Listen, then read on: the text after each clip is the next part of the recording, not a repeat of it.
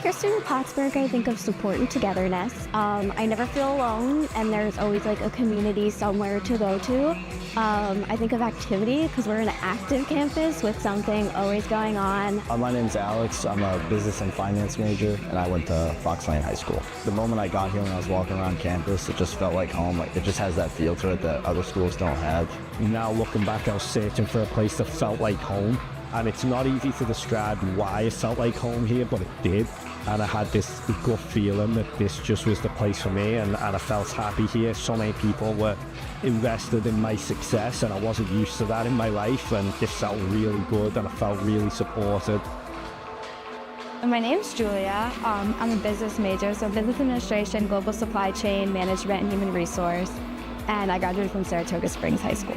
I chose SUNY Plattsburgh because the School of Business was so versatile, and it allowed me to have multiple majors and multiple minors and still graduate early, if not on time with the rest of my class. My name is Matthew Wendler. I'm a junior public relations major, and I graduated as a valedictorian at Morris Central School. I chose SUNY Plattsburgh because I wanted something far away. I wanted someplace different. And when I saw Plattsburgh, it was actually the only school I signed up for. I saw it was in the Adirondacks. It had that small town feel, something I was looking for. I grew up in a rural town where there was no sidewalks or really anyone else around. And I just thought it was the perfect place. It had the railroad, the lake. My name is Elaine Espino. I'm a chemistry major at SUNY Plattsburgh, and the high school I went to was Manhattan Center for Science and Mathematics.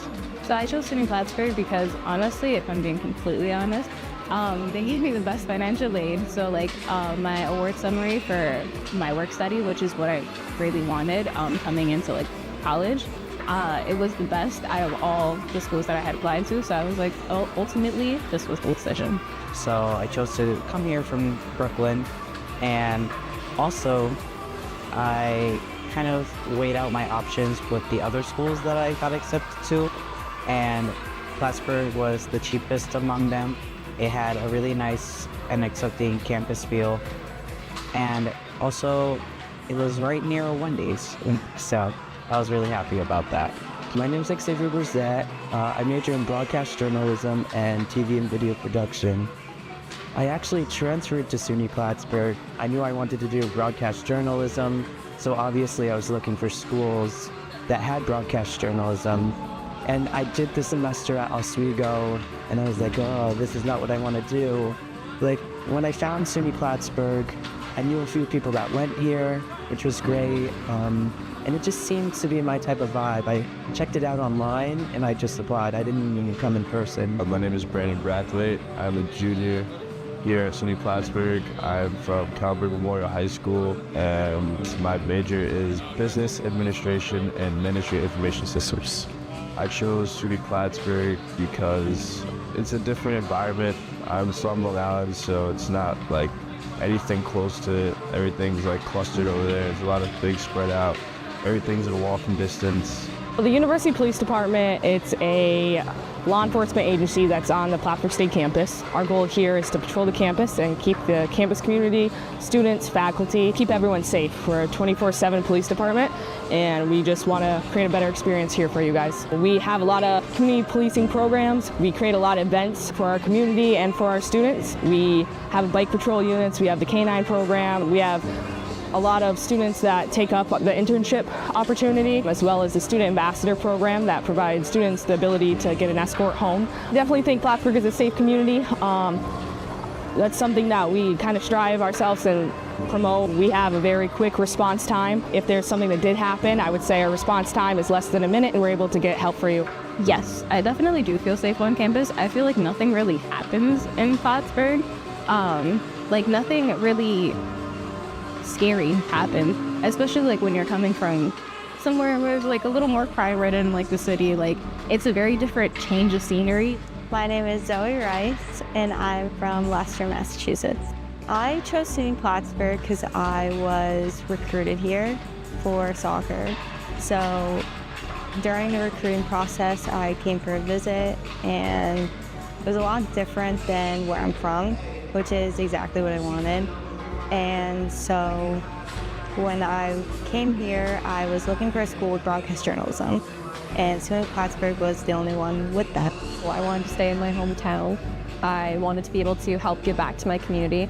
And so that kind of left a few options for me to choose from, and of those all, SUNY Plattsburgh kind of spoke out the most to me, not just because of how close it is to where I currently live, but also because of the various opportunities it offered in terms of the human services courses and majors I could take.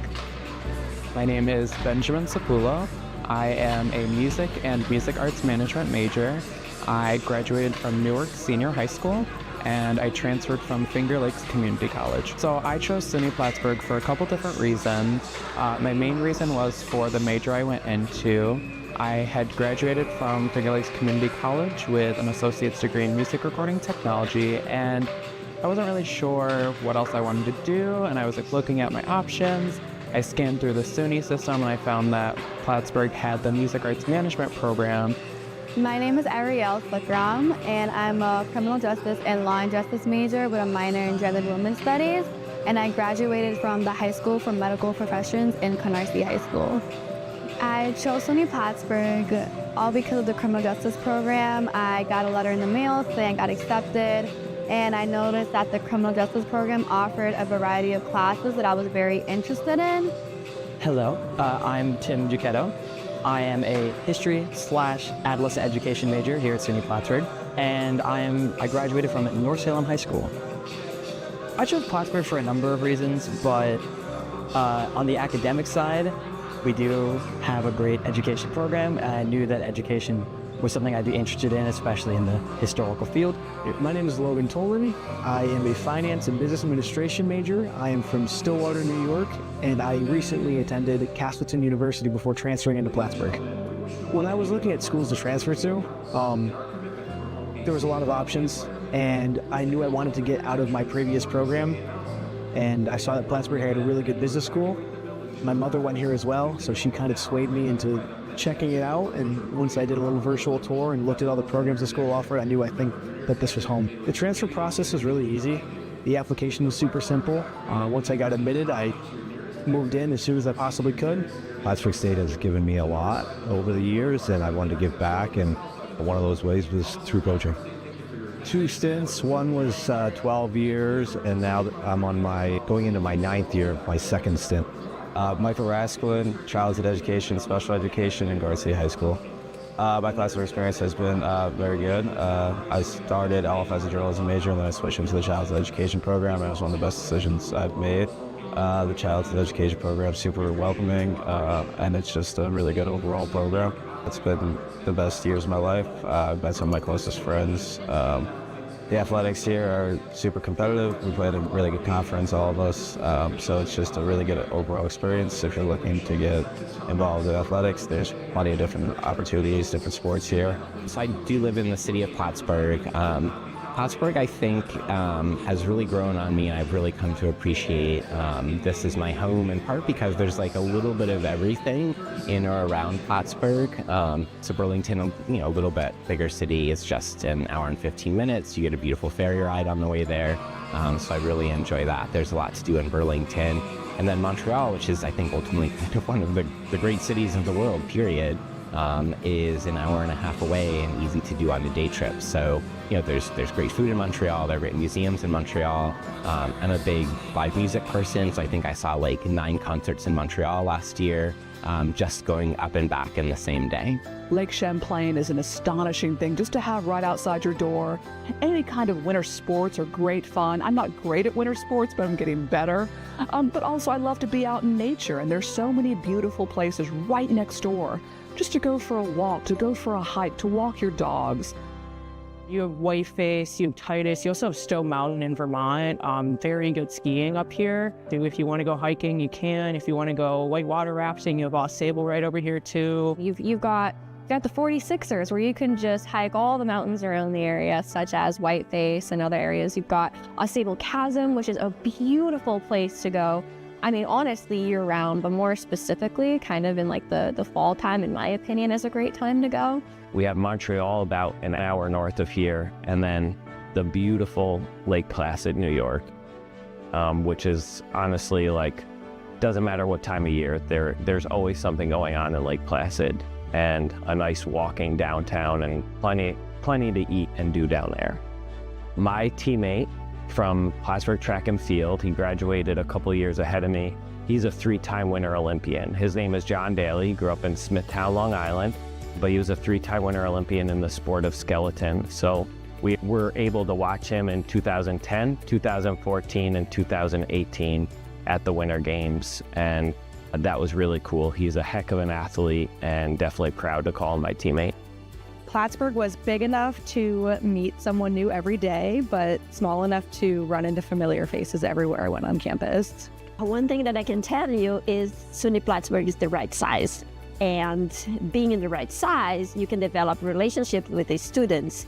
You bump on them on the halls. When you do research with them, you actually have conversations. You know their names, which is a great thing. And also in classrooms, sometimes you can actually reach out to them, bring them to your office and have individual conversations and learn about their stories, about their struggles, and if we can help them. I met people from all over the world, not just New York, not just the United States, but the Caribbean and Asia.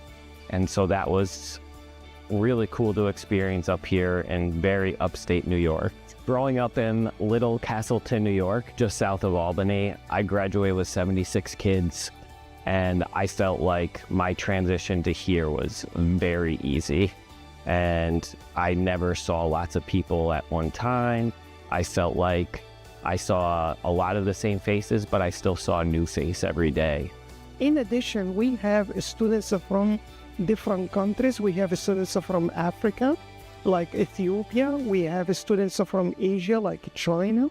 We have students from Latin America, from Vietnam, as well as students from Canada. I can get to know all of the students in my classes after 2 weeks. I feel like our students know each other, our faculty and staff member know our students, we care about our students. And I'm sure other colleges say that, but it's a palpable feeling that I get on this campus. And I'm always hearing from family members in particular, like, I can't believe people hold the door for each other and say hello to each other in the morning and those kind of things. I know every single student, graduated from the accounting program and the School of Business in general. And I still connect with the alumni who graduated back from 1985 until the day. They are very successful and they contribute to our students also, creating other opportunities and additional opportunities for the students who are currently on campus. My name is Nicole Malatino. I am a communication sciences and disorders major, and I went to Massapequa High School on Long Island. Going into college, I just remember being so nervous that I was going to be a number, and I've heard so many stories about how you don't really get to build those relationships with your professors, but it has been the complete opposite here. We've been through the same things, not identically, but they're very close, and I think I have a good understanding of what they're going through, because the phrase I like to use with the athletes is I was you, and I know what it's like to be successful here, but I also know what it's like to struggle here. And I know what it took for me to turn that struggle into success and what resources I needed. And sometimes I didn't seek them out when I was younger, and I know they won't, so I want to try and help them bridge that gap and bring the resources to them. And so I think it's a really big part of the connection is, I can share stories of my experiences to help them. And I think they appreciate that a lot. When I think of SUNY Plattsburgh, it was opportunity for me. I was kind of on the bus out. I'm a first-gen college student, so I didn't have a force directing me. It was whatever I thought was right, and SUNY Plattsburgh has been an opportunity for me. Being able to kind of set my path and follow it.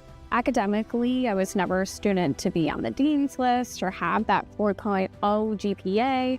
I wanted to be, but I realized that, not every student is that kind of student. I think for myself, I got diagnosed with ADHD my last semester of college, and I think that gave me a lot of clarity in being able to not hold so much pressure upon myself that, it's okay. So True Student Support Services is a federally funded grant through the Department of Education.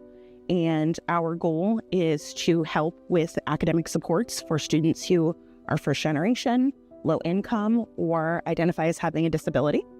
And so we work with them through a variety of support services, whether that is academic coaching, tutoring. We also teach some of the classes in things like math and English to really help set them up for that good foundation moving forward.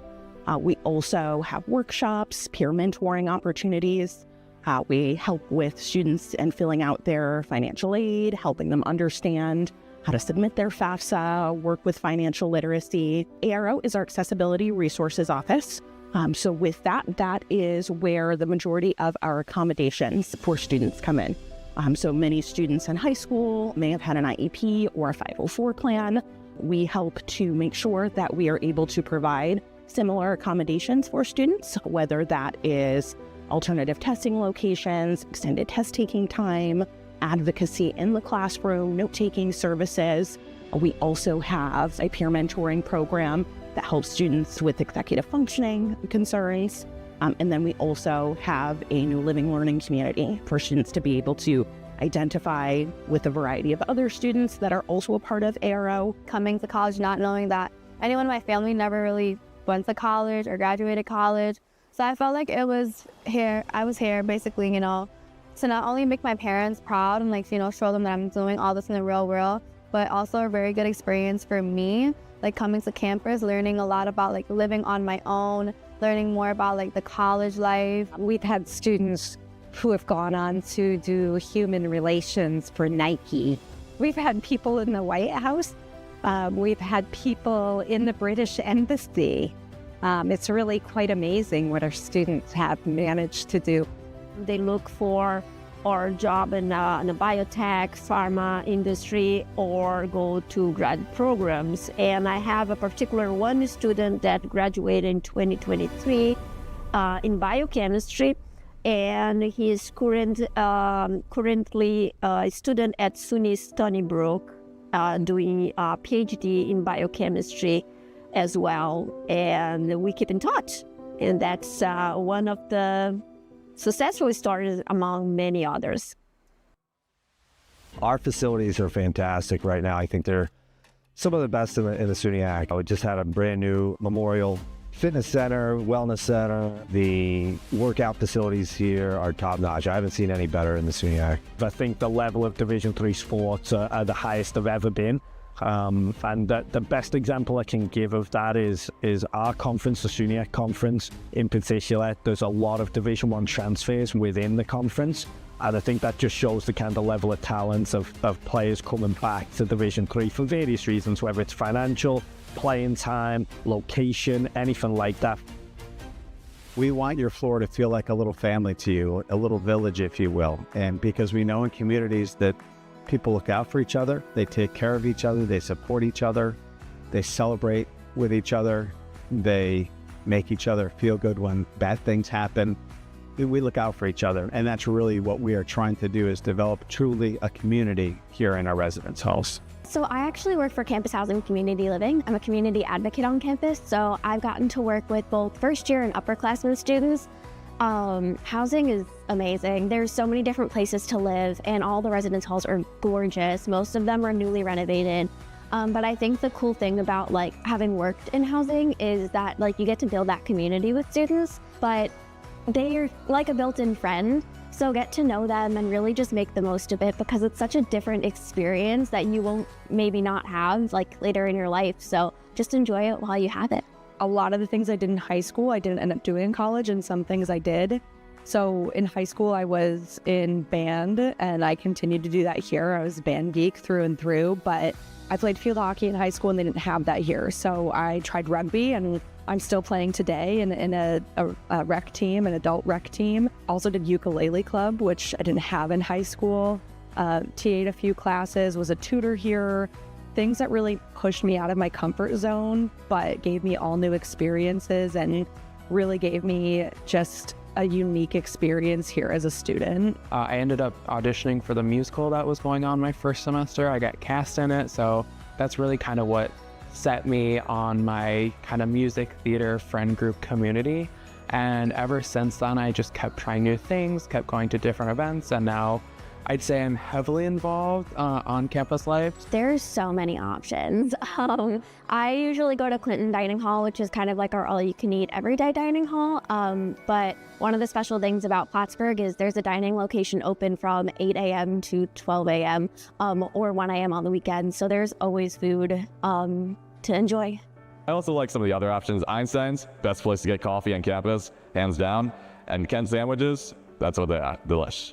I feel like my favorite place off campus, technically it's on campus, but not really, it's just the Saranac River. Like, just sitting at the river and just like being with nature. I feel like as somebody that grew up in the city that doesn't really have that type of like experience to like nature and stuff like that, like sitting there and like being able to sit there with like the breeze from like the water running and like being able to see like the moonlight like reflect off of the river, like that's not something you get when like I'm at home. My favorite place on campus would probably be the Saranac River Trail. I go out there with my guitar a lot and I just play by the water. And it's beautiful views, I hear the birds singing. It's usually sunny out when I do it. Sometimes I get to meet great people while I'm over there, and it's fun.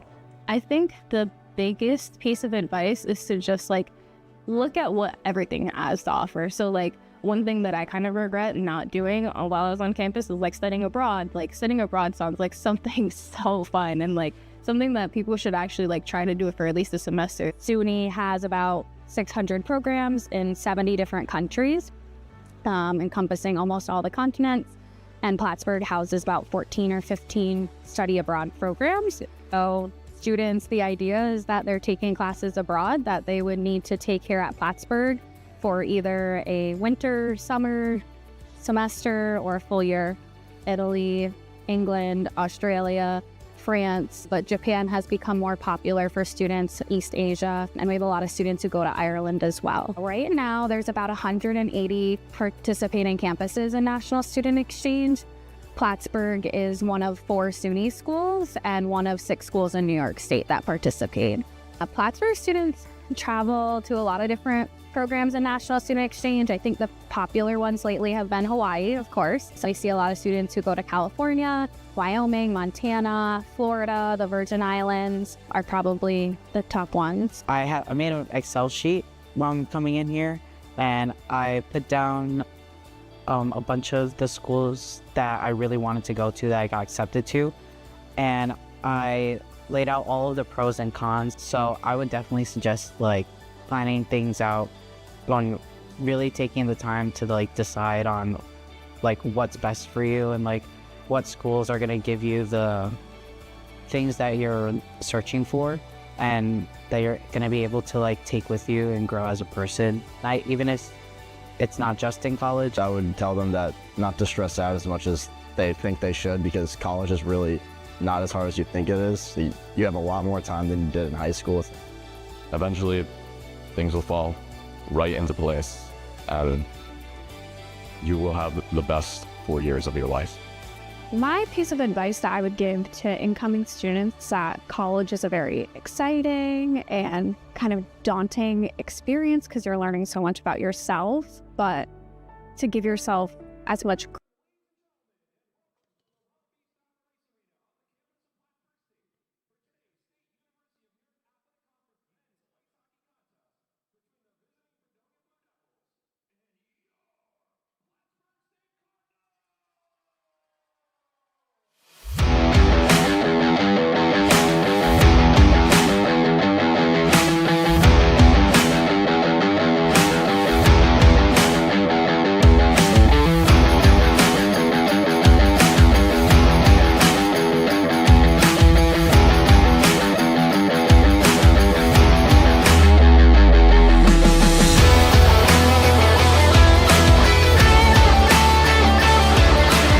A sophomore from Montreal, Quebec, number 26, Alexis Gonzalez-Lambert.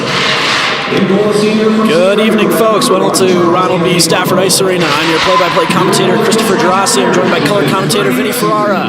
Vinny, how are we doing tonight? Pretty good, Chris. This should be a pretty good game here.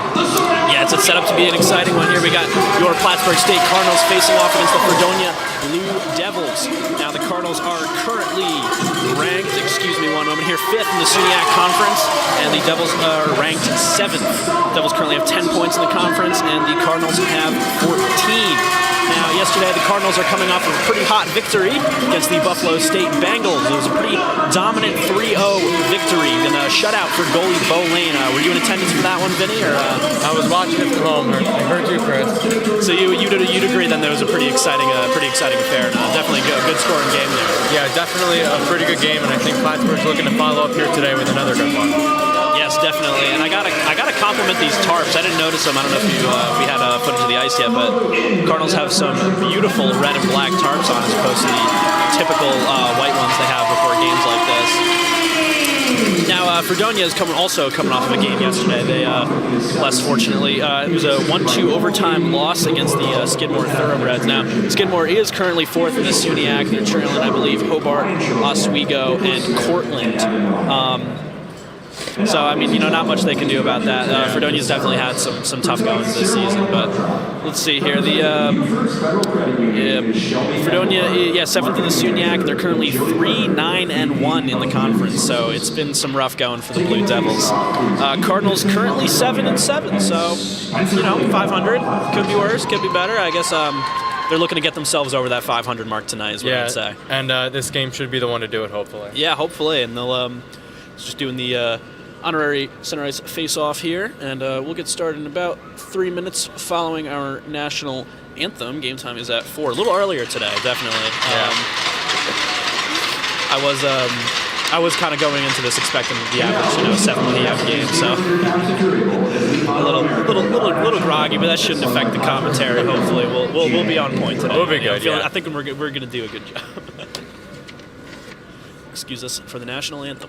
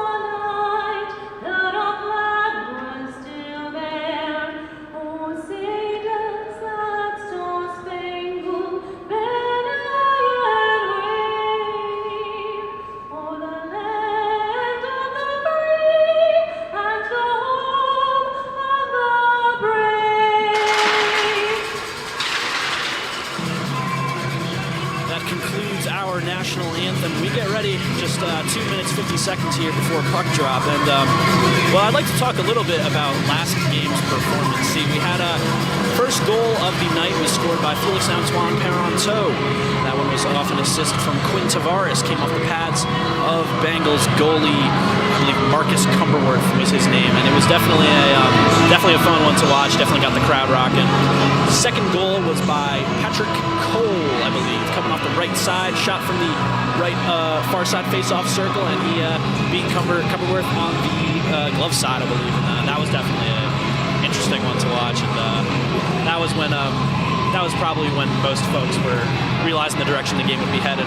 Final one was scored off the stick of Riley Sutherland. He was able to put one in after a bit of a scuffle in front of the Bengals net, and that was the one that killed it, and that sealed the 3-0 victory for the Cardinals last night.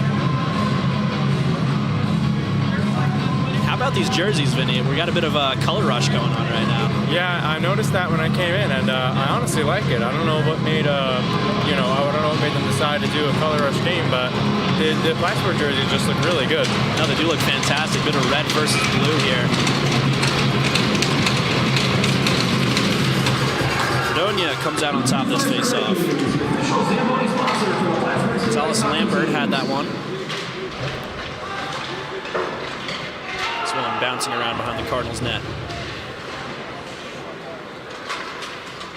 Finds Quinn Tavares coming through neutral ice. Across for Filion. Filion's shot. And that one scores! Filion right off the bat slides one past the pads. And Ronnie B is rocking.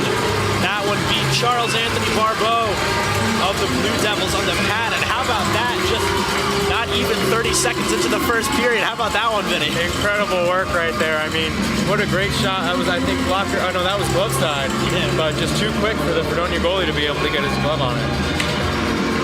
You got to imagine that feels pretty good for the Cardinals coming into it. Lazat takes this one off the faceoff now over to Tavares.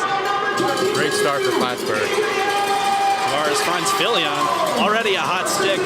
Not even 30 seconds into this first period here. That's another assist for Quinn Tavares. Lazat trailing back finds Butler. Butler now coming around, sends it back to Lazat. He'll regroup behind his own net. Lazat finds Filion. Filion now up through neutral ice. Finds Shinichnikov. Shinichnikov on the right side. Leaves it for Filion. Filion skating around.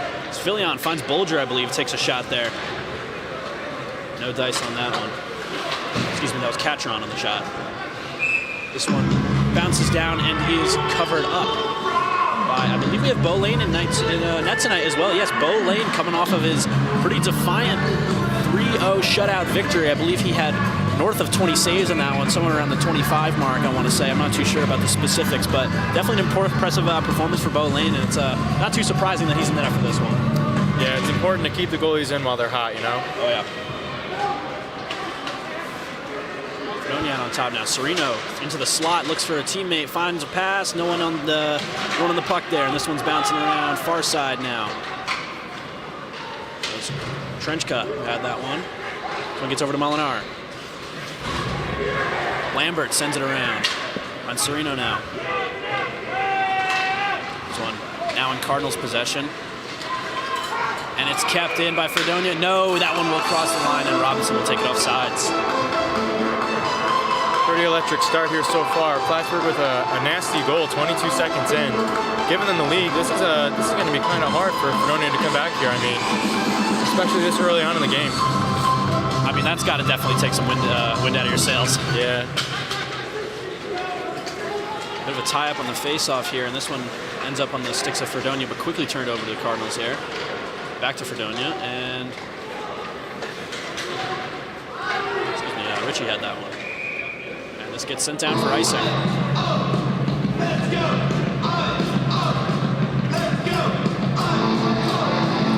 Officials for tonight. We have Trevor Waite, Ryan Chauvin as referees, and your lines persons are Nicholas Smith and Evan Ryan. Paranto on the face-off. Fredonia comes out on top. Richie. Fans, we have a vehicle that needs to be moved. New York license plate Paranto now with it. We need to have your vehicle moved. Gagnon chasing after this one. Scuffle behind the Fredonia net, and that's going to be covered up.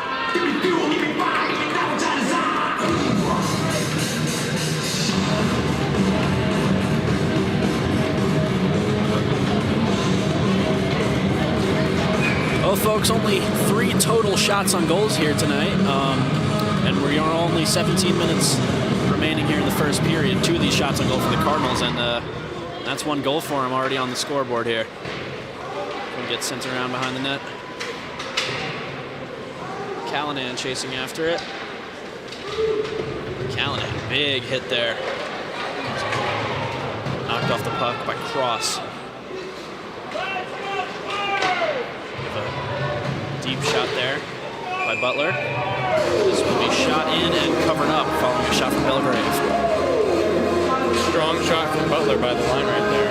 Yeah, Butler's got a wicked stick on him. You got to admit, he's definitely had some impressive backline slap shots and definitely some standout defensive plays too. It's always fun watching him play. Hopefully he can get a point on the board with us using that wicked wrist shot. Aller telling the face-off here, and this one comes out to Lambert. Lambert passing across the boards here. Morris looking for it, but turns it over to Cole and Molinar. Molinar shot from deep. That one is gloved by Anthony Barbeau. Nice couple of moves by Cole right there.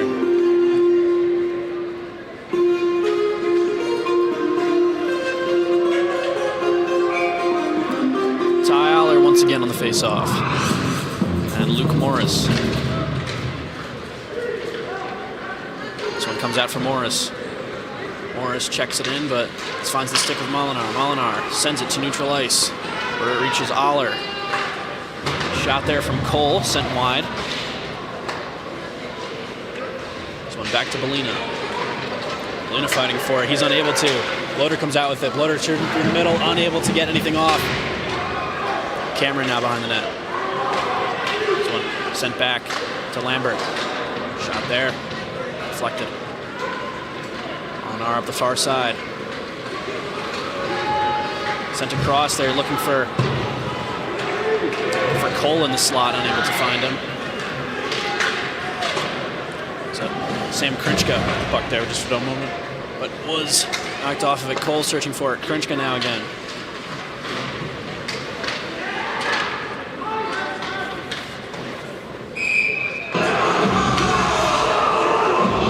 Fredonia definitely looking a little hungry here to answer really quick. And you gotta be. I mean, down one, just 22 seconds into the first period. That you need to come back quick, or those are the kind of games that roll out of hand very quickly. Yeah. So understandably, they are trying to move into the Plattsburgh zone very quickly, trying to get, I think, as many shots as they can on net. Hoping one of them goes in. Cardinals defense has been pretty good with killing enemy forecheck in their own zone, so it'll definitely be a tough excursion here for the Blue Devils. Yeah, definitely. Scrum along the near side boards here. This one is sent up and out of play.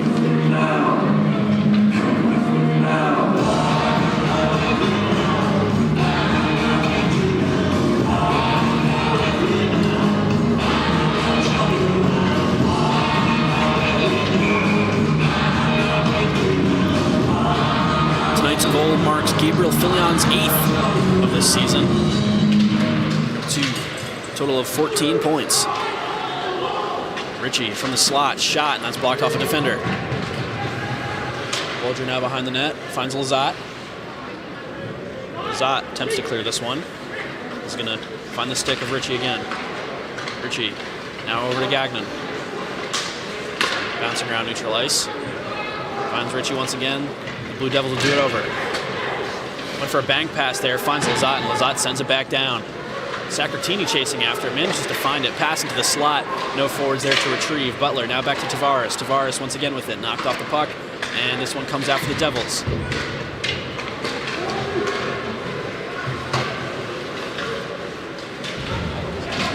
Quick rush up there by Schmidt, but he's bullied off the puck. This one finds Lazat. Tavares looking for it, and he trips and falls, and there's no call on this one. Some outrage from the fans here as they believe that was a trip. Yeah, it looked like one of the Fredonia players got a stake in between his legs there. Maybe a missed call, maybe not. Could be. Shot sent wide there off the stick of Dawson Donor. Scrum here, Bolger. Mike English. Bolger once again. Chops it up looking for Sacratini. Sacratini comes off for a line change. Scrum here behind Fredonia's net. Molinar loses his stick. Shnichikov, some quick skating, quick stick handling through the center here. Leaves it for English. English shot blocked by defender. Shnichikov once again between the legs of a Fredonia skater. Leaves it for English once again. English now coming in. He's got a shot. Backhanded opportunity off the pads. And this one is now in Devils' possession here. Not a bad opportunity there by English with the backhand. Yeah, Plattsburgh's looking like they're having a little bit of trouble in their own zone, but once they get into the Fredonia zone, they're getting some pretty good looks on that. They need to heat up. Big hit by Molinar. Get the defenseman off the puck. Shnichikov tries to pass into the slot. No forwards there to retrieve. Now it's Josh Serino coming in. Shot there by Serino, and that one's sent wide, and it's wrapped around the boards here for Fortin. Serino. Crushing hit there. Serino's knocked off the puck. Cardinals looking to gather this one in their own zone. And Serino finds it once again. Sends it up forward. That was a shot by St. Ange there, and that one is blocked by Bo Lane, keeping this game in favor of the Cardinals. Shot by Trenchka, and it is saved by Lane once again. Really good saves by Lane there. Good way to hug the pole and everything.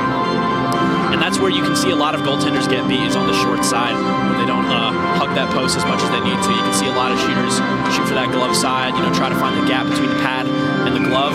But Lane was not being beat on that one. Maybe looking for another shutout tonight. Cameron off the face-off here. Let's not jinx him, but oh yeah, we know he's capable of it. Morris finds this one. Morris, that one finds Gagnon. Turned over. Callanan now. Callanan over for Butler. Butler, hard shot from deep once again. That one goes wide. Lizotte regrouping behind the blue line. This one for Parenteau. Parenteau was looking for Callanan on that one. Came off a stick. Ends up in the hands of Belgrave. Belgrave now finds Lizotte at the blue line. Lizotte shot from the circle. That comes off the face mask. And the Blue Devils are in a 2-on-1 rush here. Floater pass, and that one is caught up in traffic. Callanan gets it to Belgrave. Belgrave backhands it across the blue line. And the Cardinals take a desperate line change here after a couple of turnovers and opportunities. Cardinals are doing a really good job here defensively to get the puck away from the Fredonia players. Shane Bondi leaves it for Sutherland. Sutherland shot, and that one's caught in the chest protector of Anthony Barbeau. Another wicked shot there. A great shot, and what a great drop pass, too. Left it for him. No defenseman on him. He had an open shot at that thing, unfortunately. Just kind of caught Barbeau in the center mass there.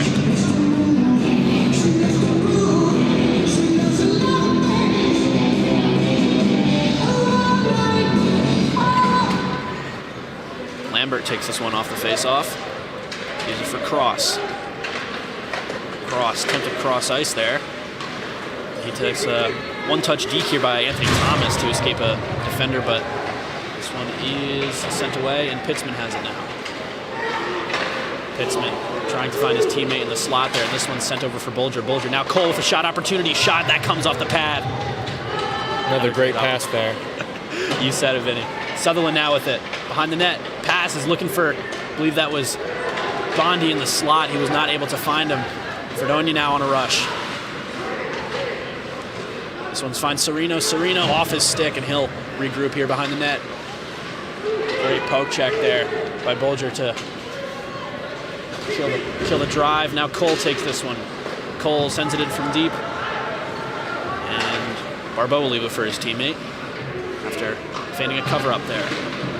This one's turned over for Filion. Filion sends this one. Tavares now at the blue line. Sends this one in. Finds Sutherland, Sacratini shot, and that one sent high and away and out. We'll get a quick stoppage here. Fredonia's doing a great job at getting on those rushes there, but they just can't convert against this Plattsburgh defense. Yeah, I agree. They've definitely had a few good opportunities. Had some 2-on-1s, some similar plays, even a 2-on-2, but just not able to get anything generating there. They lose the puck off their sticks a little too quickly. Tavares winning this face-off. This one finds the stick of Bellina. Tavares coming in quick off neutral ice. Shot sent high away after taking a deflection off the stick of Xavier Fortin.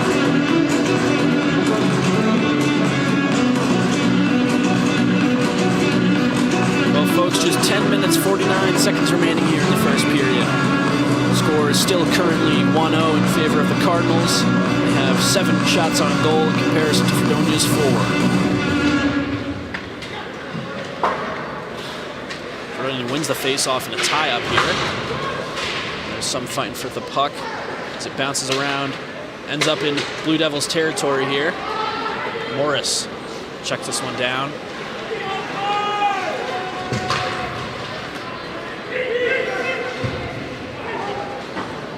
Off the stick of Ritchie, and this one is sent into Ward. Finds Bellina. Bellina now back over to Ward. Ward over to Filion. Filion quick skating up the left side. Pass for Tavares. Tavares shot from deep off the stick. Big hit there on Tavares. He comes crashing down, but quick to get back up on the play here. Yeah, tonight's game is being sponsored by You First Credit Union. We've Sacratini with an opportunity here. 1-on-2 shot. That's blocked. Would have been great to get it off the rebound there. Definitely. Shnichnikov looking for this one after getting tripped up by a defender. And then it was Sacratini looking for the rebound.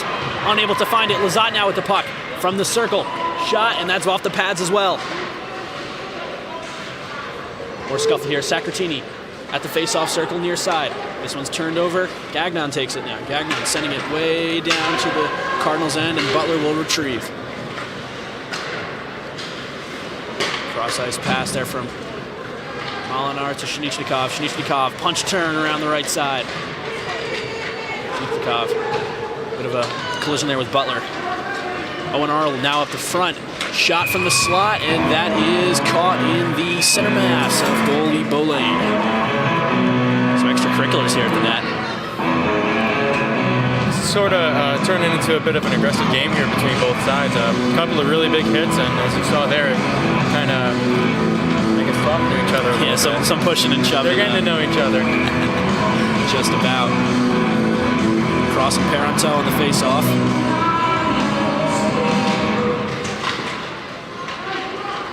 This is Belgrave with it now. Belgrave now over for Callanan. Callanan coming around the left side. That's going to be offsides. Belgrave beating across the blue line just a bit too early.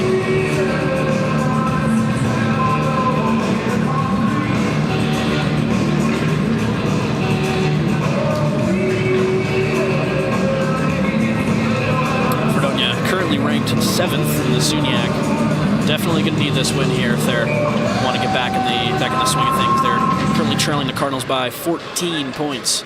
Excuse me, 4 points. Cardinals have 14, Fredonia has 10. They're not trailing by that much. Slip of the tongue there, but this one behind Fredonia net. St. Ange now with it. He's tripped up on the play, nothing called.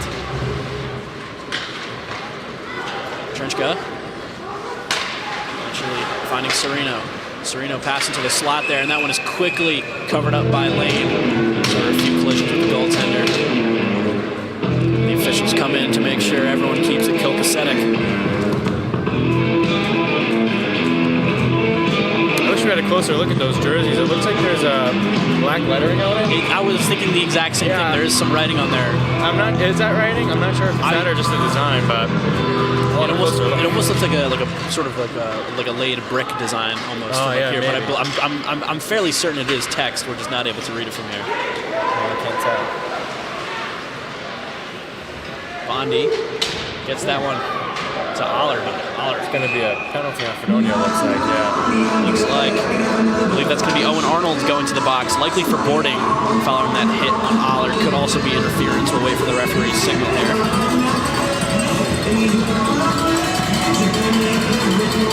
That is going to be boarding. Yeah. That was a really nasty hit there. Yeah, I'm not sure what he was thinking. Definitely got to be careful with those. When you see the numbers, you got to slow up. Especially in collegiate sports here, you know. And especially when you're down by 1-2 and you're probably not looking for a penalty there. Not really the best thing for Fredonia here. Possibly the worst thing they could have done. Quick shot there by Catcher, and that one's off the pads. Cardinals now looking to get a forecheck movement here. Bolger, that's over for Tavares. Tavares finds Shnichnikov. Shnichnikov dancing in. These are for Bolger at the point. Bolger lost his gut there for a second. Shot by Tavares. That one's sent high. Catcher on losing that one. Brief scrum here along the near side corner. And the Devils come out on top. They'll sauce that one down as Tavares goes to retrieve. Just 7 minutes, 40 seconds remaining here in the first period. And 1 minute, 15 seconds remaining on this Cardinals power play. Quinn Tavares skating in. These are for Shnichnikov. Shnichnikov backhand to Molinar. Molinar now over for Belgrave. Excuse me, that's Tavares. Tavares now for Bolger. Bolger shot from the point. That one knocked away with the glove. Tavares now for Bolger. Tavares, right side, shot. That's stopped once again by Barbeau. He's doing a solid job and keeping this one within 1 for the Blue Devils here. Following some quality shot opportunities. Yeah, a few good shots by Plattsburgh there, especially from the blue line. I think that's what they're going for, is maybe a tipping goal. It looks like they're trying to cause a lot of traffic in front of the goalie. An opportunity like that would likely work out well for them. Sacratini wins this face-off. It's for Butler. Butler, fake slap shot. Opts for Bellina. Bellina passes in on the side for Sacratini. Sacratini skating around now towards the middle. Pass for Butler, slap shot, one-timer, and that one comes off the pads. This one sent back down by a Blue Devil defenseman. And the Cardinals will do this one again. Just 25 seconds remaining on their penalty here. 6 minutes, 45 seconds remaining in the first period. Sacratini quick up the middle. This one bounces out behind the blue line, and they'll have to regroup. Going over for Molinar. Quick punch, turn to lose a defender. He found Butler at the center there, but Butler opts to dump this one in. Filion fighting for it. Filion with it once again. Molinar keeps this one in. And fans, the Cardinals want to wish a happy 34th birthday to Duncan Gemmell. Got a quick rush up ice here. That one by Lambert. Lambert sends this one in. That's just wide. Cardinals regroup. Sacratini.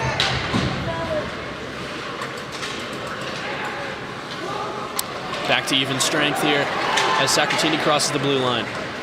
Pass to the slot. No one there to retrieve. Another penalty here on Fredonia. That's going to be hooking. Looks like, yeah. That's Antoine St. Ange going to the box. I missed that one when it happened, but I saw the goalie run into the bench. I got a little worried there. I didn't know what was happening. Didn't see the specific infraction, but it's going to be a very quick repeat of a Cardinals power play here. Unable to capitalize on the first one, they'll see if they'll have better luck on the second. And that is number 18, Antoine St. Ange in the box now, a junior from, oh wow, this is tricky. Chouinage in Quebec. Pretty close, right? Probably. So yeah, that looks about right. Another penalty Fredonia really should have tried to avoid there. I mean, down by 1, you already gave up a penalty, and you're just giving Plattsburgh another upper hand here right after too. It's really not a good look. Pretty much. I mean, it's safe to say that you obviously don't want to be giving your team penalties, but when you're down 1, you're going back to back on them. Then it's like, all right, guys, let's buckle down here. Yeah, it's a little more deflating. Let's play some old-time hockey. Shnichnikov now across the blue line. Looking for action, looks for Parenteau in the backhand, but unable to get his stick on that one as it's sent out in front. And this one comes back behind the Cardinals' goal. Line change here. As Bolger waits. Bolger comes off as well now for Butler. Filion now along the left side. He'll wrap this one around. That's Sacratini now. Sacratini finds Bellina. Bellina one-timer. That one comes off a defender. Another one-timer there by Molinar. This one behind the net. And it's sent back around. Butler finds it. Looking to get this one. Fighting with Trenchkov. Now it's Butler. Butler for Bellina. Bellina now for Sacratini. Sacratini waiting from the circle. Bit of a shot there. And he sends that one just a bit wide. Nice keeping there. Sacratini once again looking for another opportunity. Opts for Molinar, and that's a one-timer that goes wide. Sacratini carrying once again. First shot from the point. That one comes off the pads. And this one is cleared out by defenseman Owen Arnold. Really good job by Plattsburgh. They're applying a lot of pressure there in the offensive end. And they're waiting for some good shot opportunities as well, definitely. Trying to tire him out. Impressive drop pass there from Aller. This one finds Belgrave. Belgrave tripped up. This puck finds Aller. Aller now over for Sacratini, and that's a shot. Excuse me, that was Mike English. Aller turns over the puck. This one finds the backhand of Bolger. We're going to get an offsides. Just 3 minutes, 18 seconds remaining here in the first period.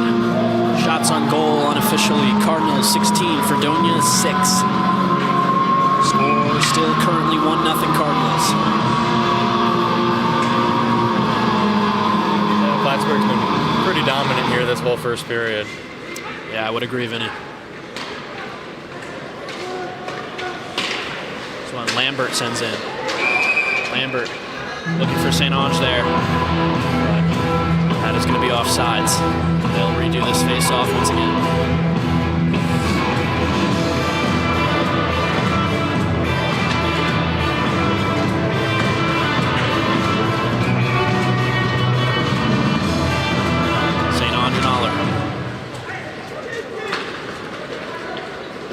Zot. Gets it over to Aller. Zot skating through. Looking for Callanan, but Callanan loses possession here. Lazat finds it once again. He'll dump that one in. Belgrave looking to retrieve. Some shoving after the whistle there between St. Ange and Butler.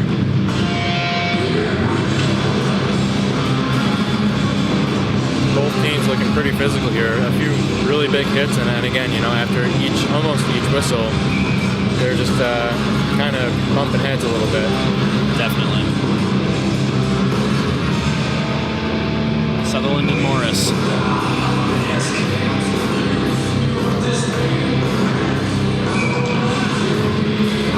Sutherland swaps out for Cole.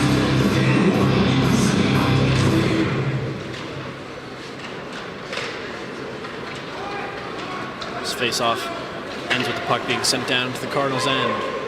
Luna over for Ward. Ward tries to wrap it around, banks off the back behind the net. Finds Ward again. Ward shot from deep, gloved by Anthony Barbeau.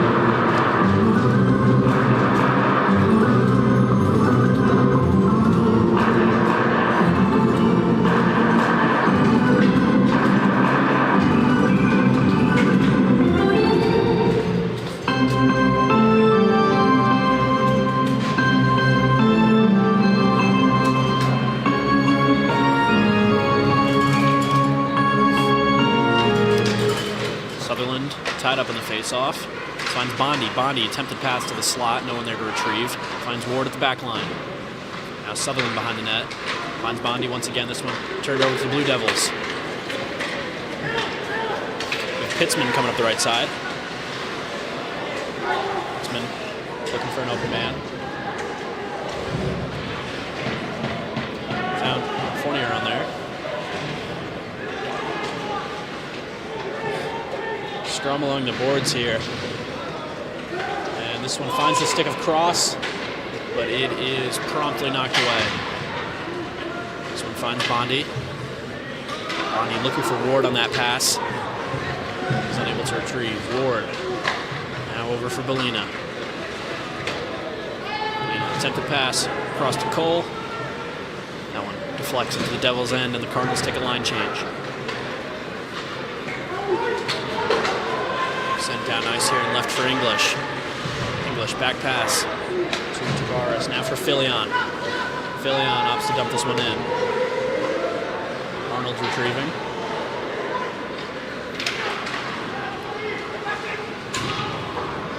This one once again banked around the boards. Fredonia's end.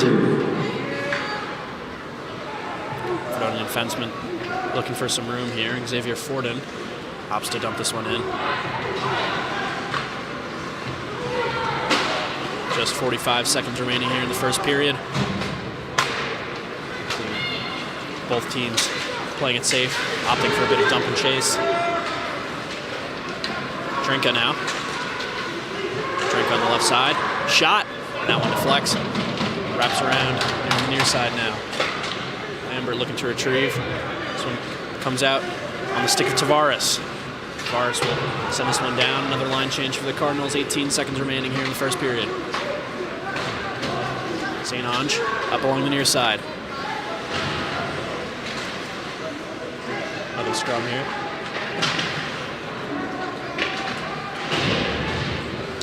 finds Lambert at the blue line.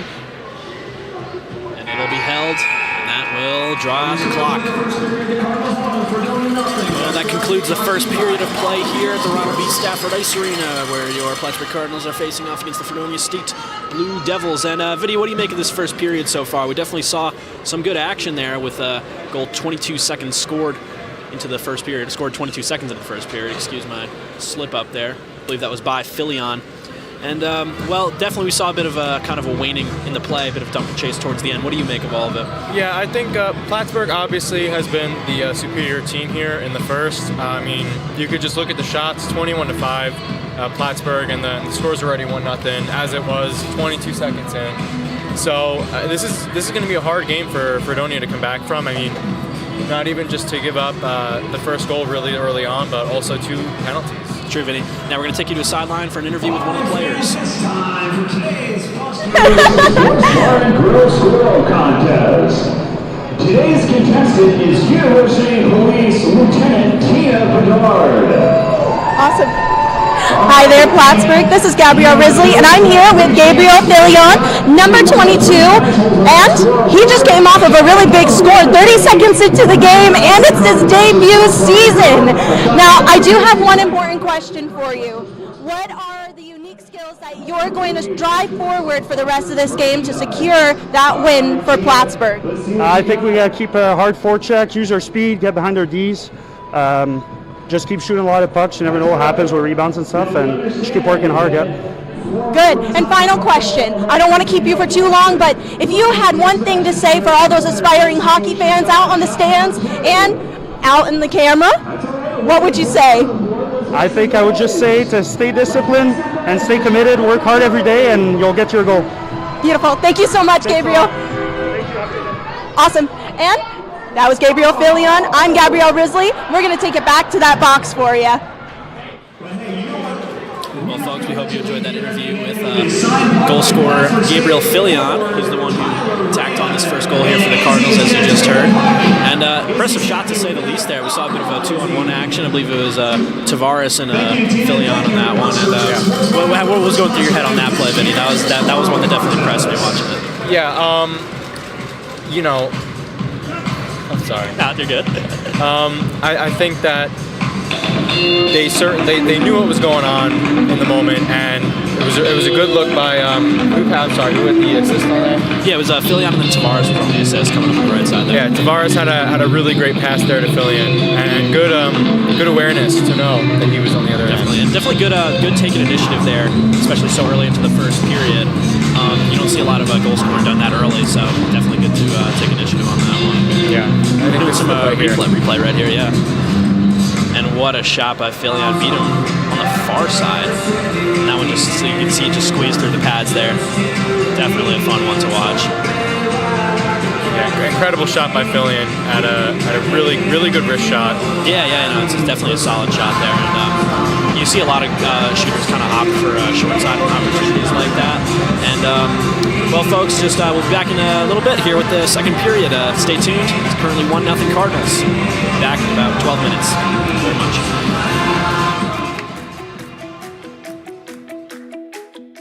When I hear SUNY Plattsburgh, I think of support and togetherness. I never feel alone, and there's always like a community somewhere to go to. I think of activity because we're an active campus with something always going on. My name's Alex. I'm a business and finance major, and I went to Fox Lane High School. The moment I got here, when I was walking around campus, it just felt like home. Like, it just has that feel to it that other schools don't have. Now looking back, I was searching for a place that felt like home. And it's not easy to describe why it felt like home here, but it did. And I had this gut feeling that this just was the place for me, and I felt happy here. So many people were invested in my success, and I wasn't used to that in my life, and this felt really good, and I felt really supported.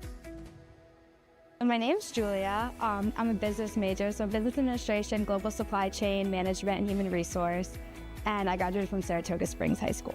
I chose SUNY Plattsburgh because the School of Business was so versatile, and it allowed me to have multiple majors and multiple minors and still graduate early, if not on time with the rest of my class. My name is Matthew Wendler. I'm a junior public relations major, and I graduated as valedictorian at Morris Central School.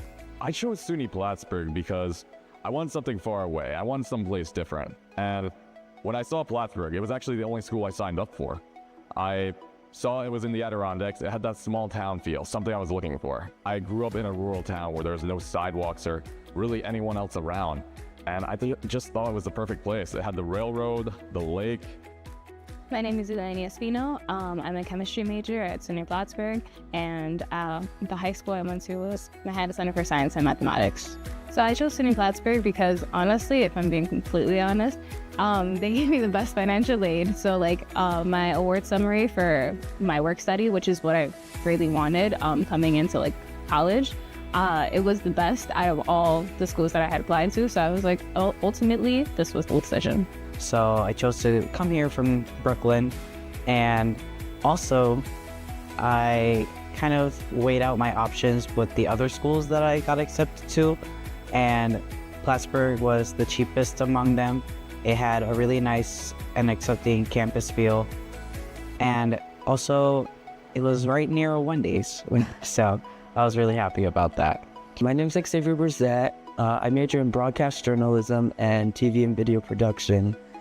I actually transferred to SUNY Plattsburgh. I knew I wanted to do broadcast journalism, so obviously I was looking for schools that had broadcast journalism. And I did the semester at Oswego, and I was like, oh, this is not what I want to do. When I found SUNY Plattsburgh, I knew a few people that went here, which was great. And it just seemed to be my type of vibe. I checked it out online and I just applied. I didn't even come in person. My name is Brandon Brathwaite. I'm a junior here at SUNY Plattsburgh. I'm from Calvary Memorial High School, and my major is Business Administration and Ministry Information Systems. I chose SUNY Plattsburgh because it's a different environment. I'm from Long Island, so it's not like anything close to it. Everything's clustered over there. There's a lot of things spread out. Everything's at a walking distance. The University Police Department, it's a law enforcement agency that's on the Plattsburgh State campus. Our goal here is to patrol the campus and keep the campus community, students, faculty, keep everyone safe. We're a 24/7 police department, and we just want to create a better experience here for you guys. We have a lot of community policing programs. We create a lot of events for our community and for our students. We have bike patrol units. We have the K-9 program. We have a lot of students that take up the internship opportunity, as well as the student ambassador program that provides students the ability to get an escort home. I definitely think Plattsburgh is a safe community. That's something that we kind of strive ourselves and promote. We have a very quick response time. If there's something that did happen, I would say our response time is less than a minute and we're able to get help for you. Yes, I definitely do feel safe on campus. I feel like nothing really happens in Plattsburgh. Nothing really scary happens, especially when you're coming from somewhere where it's a little more crime-ridden, like the city. It's a very different change of scenery. My name is Zoe Rice, and I'm from Leicester, Massachusetts. I chose SUNY Plattsburgh because I was recruited here for soccer. So during the recruiting process, I came for a visit, and it was a lot different than where I'm from, which is exactly what I wanted. And so when I came here, I was looking for a school with broadcast journalism, and SUNY Plattsburgh was the only one with that. Well, I wanted to stay in my hometown. I wanted to be able to help give back to my community. And so that kind of left a few options for me to choose from. And of those all, SUNY Plattsburgh kind of spoke out the most to me, not just because of how close it is to where I currently live, but also because of the various opportunities it offered in terms of the human services courses and majors I could take. My name is Benjamin Sapulo. I am a music and music arts management major. I graduated from Newark Senior High School, and I transferred from Finger Lakes Community College. So I chose SUNY Plattsburgh for a couple different reasons. My main reason was for the major I went into. I had graduated from Finger Lakes Community College with an associate's degree in music recording technology, and I wasn't really sure what else I wanted to do, and I was looking at my options. I scanned through the SUNY system, and I found that Plattsburgh had the music arts management program. My name is Ariel Thakram, and I'm a criminal justice and law and justice major with a minor in gender and women's studies, and I graduated from the High School for Medical Professions in Canarsie High School. I I chose SUNY Plattsburgh all because of the criminal justice program. I got a letter in the mail saying I got accepted, and I noticed that the criminal justice program offered a variety of classes that I was very interested in. Hello, I'm Tim Giacchetto. I am a history/adolescent education major here at SUNY Plattsburgh, and I graduated from North Salem High School. I chose Plattsburgh for a number of reasons, but on the academic side, we do have a great education program, and I knew that education was something I'd be interested in, especially in the historical field. My name is Logan Tolman. I am a finance and business administration major. I am from Stillwater, New York, and I recently attended Castleton University before transferring into Plattsburgh. When I was looking at schools to transfer to, there was a lot of options, and I knew I wanted to get out of my previous program, and I saw that Plattsburgh had a really good business school. My mother went here as well, so she kind of swayed me into checking it out, and once I did a little virtual tour and looked at all the programs the school offered, I think that this was home. The transfer process was really easy. The application was super simple. Once I got admitted, I moved in as soon as I possibly could. Plattsburgh State has given me a lot over the years, and I wanted to give back, and one of those ways was through coaching. 2 stints, one was 12 years, and now I'm going into my 9th year of my 2nd stint. Michael Rasklin, childhood education, special education in Garcia High School. My classroom experience has been very good. I started off as a journalism major, and then I switched into the childhood education program, and it was one of the best decisions I've made. The childhood education program is super welcoming, and it's just a really good overall program. It's been the best years of my life. I've met some of my closest friends. The athletics here are super competitive. We played a really good conference, all of us. So it's just a really good overall experience. If you're looking to get involved in athletics, there's plenty of different opportunities, different sports here. So I do live in the city of Plattsburgh. Plattsburgh, I think, has really grown on me, and I've really come to appreciate this as my home, in part because there's like a little bit of everything in or around Plattsburgh. So Burlington, a little bit bigger city. It's just an hour and 15 minutes. You get a beautiful ferry ride on the way there. So I really enjoy that. There's a lot to do in Burlington. And then Montreal, which is, I think, ultimately kind of one of the great cities of the world, period, is an hour and a half away and easy to do on a day trip. So, there's great food in Montreal. There are great museums in Montreal. I'm a big live music person, so I think I saw like 9 concerts in Montreal last year, just going up and back in the same day. Lake Champlain is an astonishing thing just to have right outside your door. Any kind of winter sports are great fun. I'm not great at winter sports, but I'm getting better. But also I love to be out in nature, and there's so many beautiful places right next door. Just to go for a walk, to go for a hike, to walk your dogs. You have Whiteface, you have Titus, you also have Stowe Mountain in Vermont. Very good skiing up here. If you want to go hiking, you can. If you want to go whitewater rafting, you have Ausable right over here too. You've got the 46ers where you can just hike all the mountains around the area, such as Whiteface and other areas. You've got Ausable Chasm, which is a beautiful place to go. I mean, honestly, year-round, but more specifically, kind of in like the fall time, in my opinion, is a great time to go. We have Montreal about an hour north of here, and then the beautiful Lake Placid, New York, which is honestly like, doesn't matter what time of year, there's always something going on in Lake Placid, and a nice walking downtown, and plenty to eat and do down there. My teammate from Plattsburgh Track and Field, he graduated a couple years ahead of me. He's a 3-time winter Olympian. His name is John Daly. He grew up in Smithtown, Long Island, but he was a 3-time winter Olympian in the sport of skeleton. So we were able to watch him in 2010, 2014, and 2018 at the Winter Games, and that was really cool. He's a heck of an athlete, and definitely proud to call him my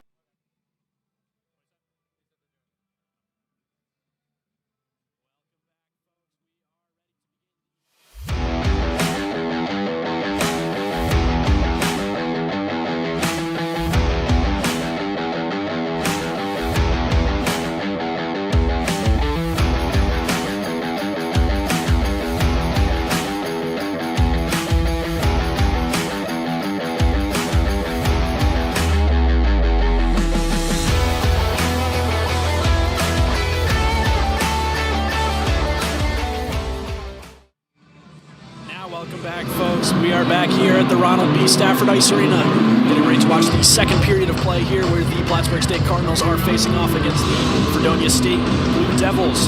Already seen one score of this game. It came in the first 22 seconds of the first period. That was by Gabriel Filion, assisted by Quinn Tavares. The secondary assist going to Lonan Bolger. So that's 3 points for this team. 1 goal so far.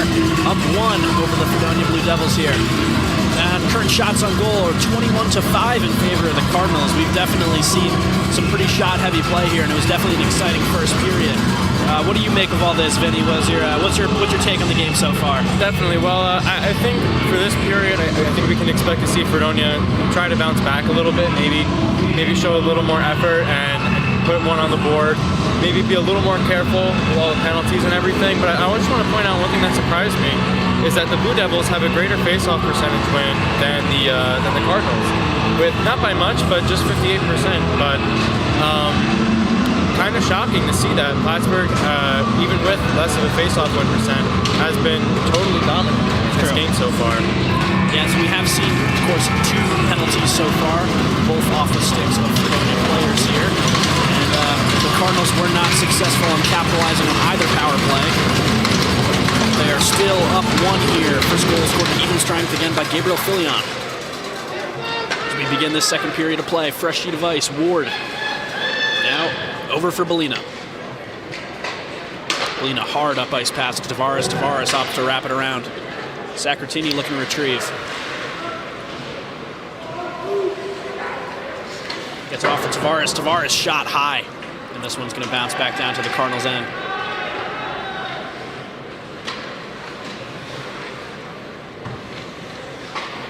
Bellino, another hard up ice pass to Sacratini. Finds Tavares. Tavares, can he do it again? Shot! That one's high as well. Wicked shot, though. Yeah. That one had a vapor trail coming off of it. Tavares, oh my goodness! Tavares had a pass to Sacratini. Sacratini now with it. Attempted backhand. That one is caught in the pads, and we'll get a stoppage here. Excuse my stuttering there, folks. It was Tavares sent to Sacratini, back to Tavares. He teed up a one-timer. That one went around the boards, and then Sacratini had another opportunity backhanded there. Also unable to capitalize. Bit of a tough sequence, bit of a tongue twister, you could say. That Plattsburgh second line is looking really hungry for a second goal here.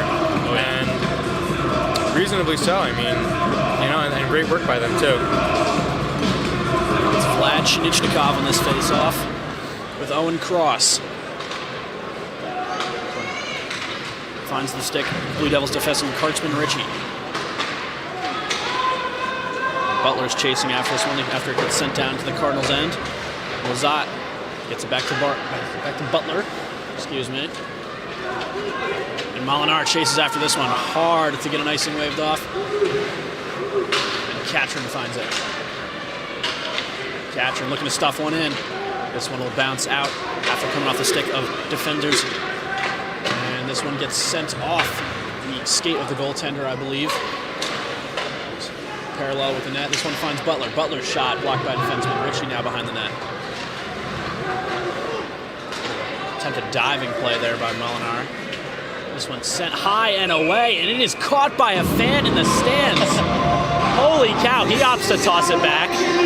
What an impressive catch. Must have been a goalie. He had to have been, or he has to have. Maybe a baseball player, who knows? Yeah, but one of the two. I don't know if that came across in the camera feed here, but that was an absolute dime of a puck, and it was flying, and he just caught it like it was nothing. Lambert off the face-off here, gets it to St. Ange. St. Ange falling down, but that is... That's a little bizarre. We have 2 players' face masks stuck together. That was Trinka and Callanan. I don't think I've ever seen that before. That's admittedly a pretty silly situation. Kind of awkward, too. It'd be funny if they were just, their face masks are stuck together and they're chirping each other the whole time.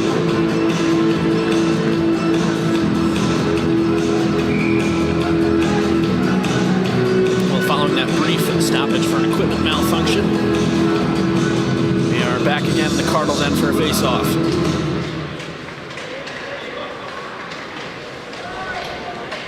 Parenteau, the first to touch here after it bounced around on a tie-up. This one finds Bolger behind the net. Bolger. Up for Callanan. Callanan looking for it. Bounced around beneath Callanan's skates. He couldn't find it. Serino now. Shot. That one is wide.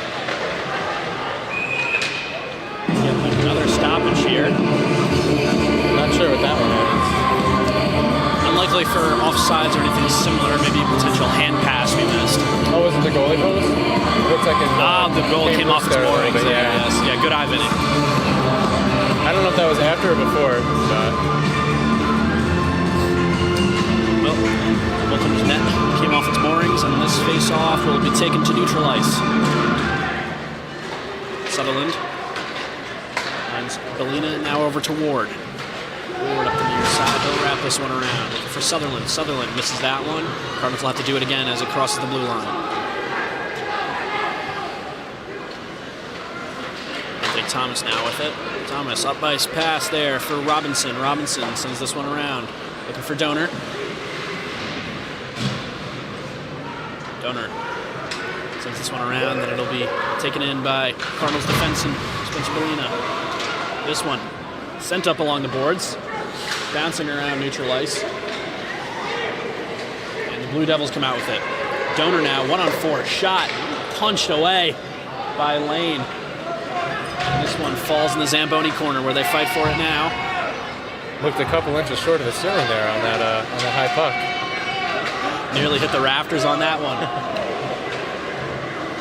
Bloater.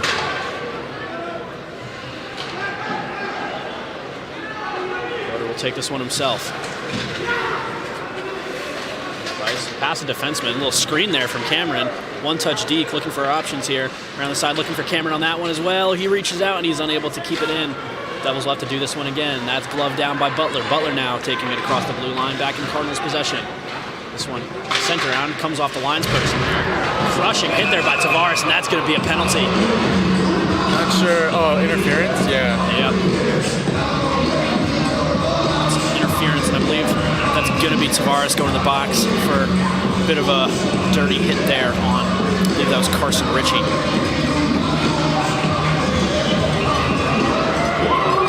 This is a must kill here for Plattsburgh. I mean, you don't want to give it to Fredonia to tie it up, especially when the shots are as big of a difference that they are right now. Absolutely, they've definitely been the more dominant team on the ice so far, and if we let them tie this one up, the momentum could very well shift into Fredonia's favor. Cameron now. Cameron. Over for Serino. Now finds Lambert. Lambert fighting for this one with a few Cardinals defensemen. This one gets sent back down to Anthony Barbeau. Barbeau leaves it for Cameron. Cameron dumps this one in. And Serino looks to keep it in here. Cameron once again fighting for this one on the boards. Serino unable to keep his stick on that one. Wow, nice clear from the bottom of a pileup. It looked like he was able to just send it all the way down. Definitely impressive play to get his stick on that one. It's Lambert out for Cameron. Cameron sends it cross ice to St. Ange.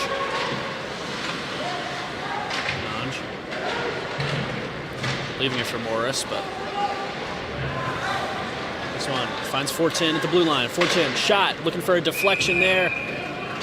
No dice. That one will fly high and out. Following a attempted deflection there for Matthew Fournier. Good work by Plattsburgh so far on this kill, able to send it down and do their best to keep it out of Fredonia's possession here. Hopefully they can keep it up for this next 50 seconds they got left on it. I agree, and definitely we saw a bit more strategic play from the Cardinals when they were on their power play. Again, no goals scored on the power play, only goal coming from even strength here. But Fredonia has not seemed to have much luck here with this forecheck, even on the power play, that is. Bellina sends it in. That was Fortin attempting to keep it in. But no dice as well, and Fortin will hold this one behind the net, weighing his options. Cameron now up the near side. Cameron deking in. Shook off a few defenders there, but lost control of the puck. Back for Fortin at the blue line shot, and that is gloved by Bo Lane. Pretty good look there by Fredonia, but you got to be quicker than that to beat Lane on the glove side. Absolutely, Lane's a talented player. He's not going to be beat on shots like that, especially Rister from the blue line. He's got to either have a lot of heat coming off of it or a lot of people in the way, and that shot did not have either. Yeah, even when there is a lot of traffic, he's been doing a pretty good job keeping up with it this game. Morris now in the face-off. This finds Fortin. Fortin had the shot that ended last sequence. Cameron finds Morris. Morris looking for a stuff in here. This one scuffled in front of the net, and this one finds Fortin at the back line. Filion able to send this one out, and that is a massive play for the Cardinals as we're back to even strength. Those are those really good sends that we've been talking about for that whole power play. Really, they were doing a great job getting it on their stick and clearing it out of their zone. Impressive work here by Cameron Morris to keep this one in, despite being smothered by defensemen. Fortunately, that one for them, that one is overturned. Sacratini finds Filion. Filion looking for his second. Tavares shot, and that is caught in the protector of Charles Anthony Barbeau. Wow, quite the look there for Tavares, but he was not able to get anything on it. How about that, Vinny? Yeah, it makes sense that this second line here is the one who have scored so far in this game, and you could just tell by the way they're playing. They're doing a great job. They're hungry. They're right in front of the net, and those were a couple of really good looks by Filion and Tavares right there again. A good move by Filion, and a great way to notice that Tavares was right behind him for that pass. Absolutely, and we're going to get a face-off here on the far side of Fredonia's end. This one finds Callanan. Callanan now over for Butler. Butler for Lizotte. Lizotte shot from deep. That comes off of a defenseman in the slot. This one wrapped around. Butler looking to keep it in. Not enough wheels on that one, and they'll do this one over. Butler sends it in. Callanan looking to retrieve. Able to get a stick on it, but he is being battered by that defenseman. Crushing hit there by Butler on Donor. Cardinals looking to keep this one in, and this game is starting to heat up and get very physical here. Callanan's got it now. Callanan still along the corner, finds Ward at the back line. Ward now over for Lizotte. Lizotte back to Ward. Ward, punch turn. Looking for an open Lizotte. Lizotte doesn't opt for the one-timer, shoots it in on a wrister, looking for a deflection, and that one comes off a defender. Cardinals still have a good opportunity here. Ward, shot. That one comes off the stick, flies high, finds Lizotte, but he's unable to keep it in. More good looks from the blue line here. Schmidt was able to knock that one out. Thomas finds Cross. And we are going to get a stoppage here.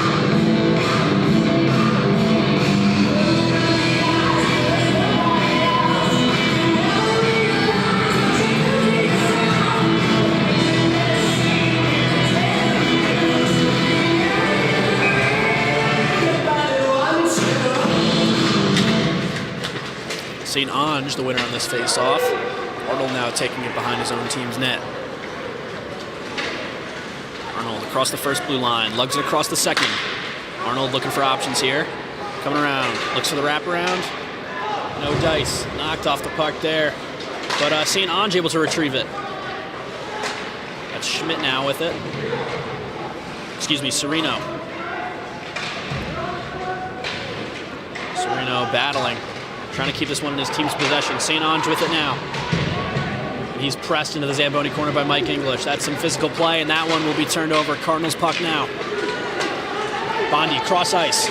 Shot, looking for the long one, but he could not get any action on that one. Just wide as Barbeau was set to glove that one away. Excuse me, with the blocker knocked that one away. Trinken now. Looking for the puck here. Cole in the Zamboni corner. This one in the hands of Ritchie. Scuffle here behind the Cardinals net, and Ward takes it across the first blue line, looking for Bondi in the second. Bondi managed to keep possession before quickly turning over to Gagnon. Gagnon now looking for Pitzman. Pitzman shot, looking for a deflection that comes off a defender's stick. Great defense by Plattsburgh here, able to really lock it down. Absolutely, opportunity there, and they score! Shot passed into the slot and beats Lane on a high one. That was Matthew Fournier, freshman from Montreal, Quebec. And what a shot. You can tell Bo Lane wants that one back. Bit of a slower one, bit of a knuckle puck he sent kind of in the up high territory. And he beat Bo Lane on his glove side. We have a tie game here. Yeah, right. It was right in front, I think, right? Let's see the replay here. This one. Yeah, it just goes a little high. It's a little too high for Lane there. hopefully Plattsburgh can get that one back and even up the game. I mean, give themselves a lead again. Themselves a lead back again. Sacratini now on the faceoff. Filion.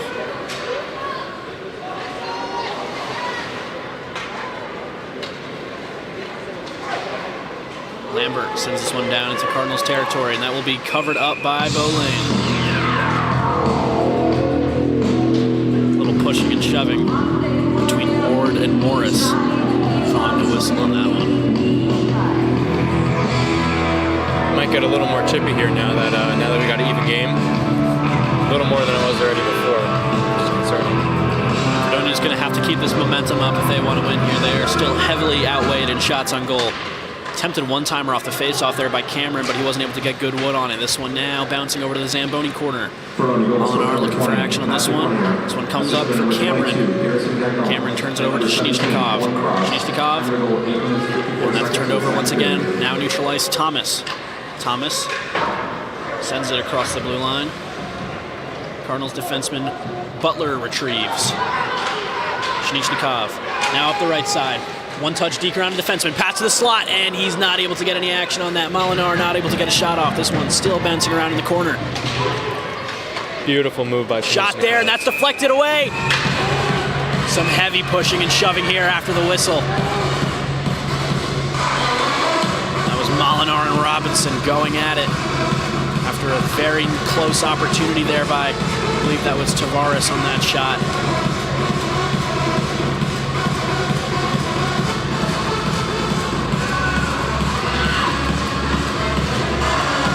Definitely a very, very dangerous opportunity for Fredonia there. But Anthony Barbeau was able to get his glove on it, prevent that one. Defensemen are going to have to play a little bit more tenaciously here if they want to keep this Cardinals offense down. This one bouncing around the near side corner. Arnold comes up with it. And fans, today's game is being sponsored by You First Federal Credit Union. 4-10. Back pass to St. Ange. St. Ange to Chenko.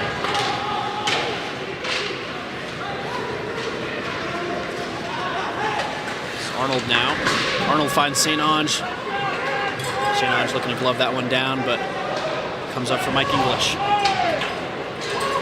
English sends this one deep. Shnichnikov coming across the blue line with it now. Shnichnikov from the slot. Pass to Molinar, not able to get a stick on it. Molinar finds English. English looking for a one-timer, not able to get good wood on that one. And this one belongs to the Blue Devils now.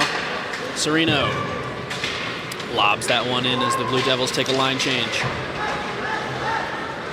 One thing Plattsburgh is doing a really good job of is being aware of where all their teammates Callanan, quick deke shot, scores! Callanan deking through the slot, absolutely buries one on Barbeau's blocker side and sends his water bottle flying. It is now 2-1 Cardinals with 9 minutes remaining in the second period. Beautiful wrist shot. And a bit of a mess there in front of the net after. Let's see that. Let's see this replay here, folks. Absolutely beautiful deke, and what a shot. Incredible movement to get around the Fredonia defense. Like you said, Fredonia's got to play a little more tenaciously if they want to be able to get a lockdown on these Plattsburgh offensive players. That just really insane moves and wicked shots too, if I might add.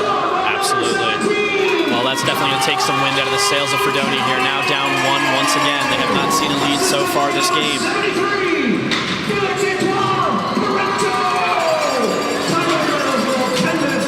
To the second period, that Cardinals goal brought to you by Chris Consulting. Belina now sends this one into Fredonia's territory. This one sent high and away by Fournier. Congratulations, Tim Ward. Tim, you can pick up the prize in the lobby at the U Look First at this one table. behind the Cardinals net.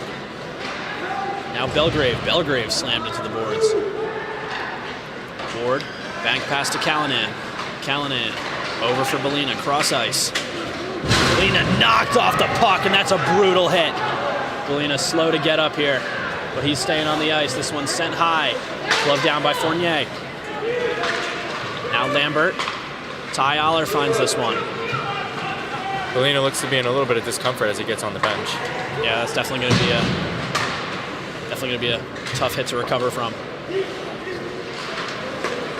Thomas over for Lambert. This one's turned over to Lazat.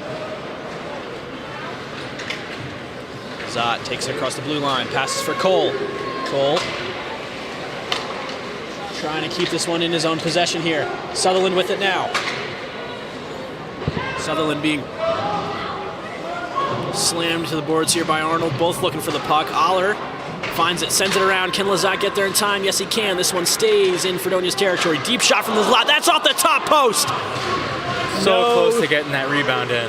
Close, but no cigar, as that one is sent high once again. Aller bullied off the puck there, and we are seeing some insanely physical play from both teams. That was a big hit by Luke Morris.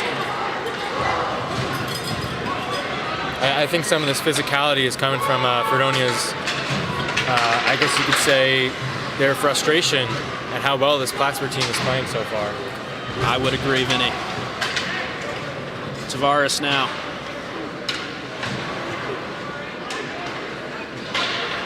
English. Back pass to Bulger. Bulger now cross ice for Sacratini.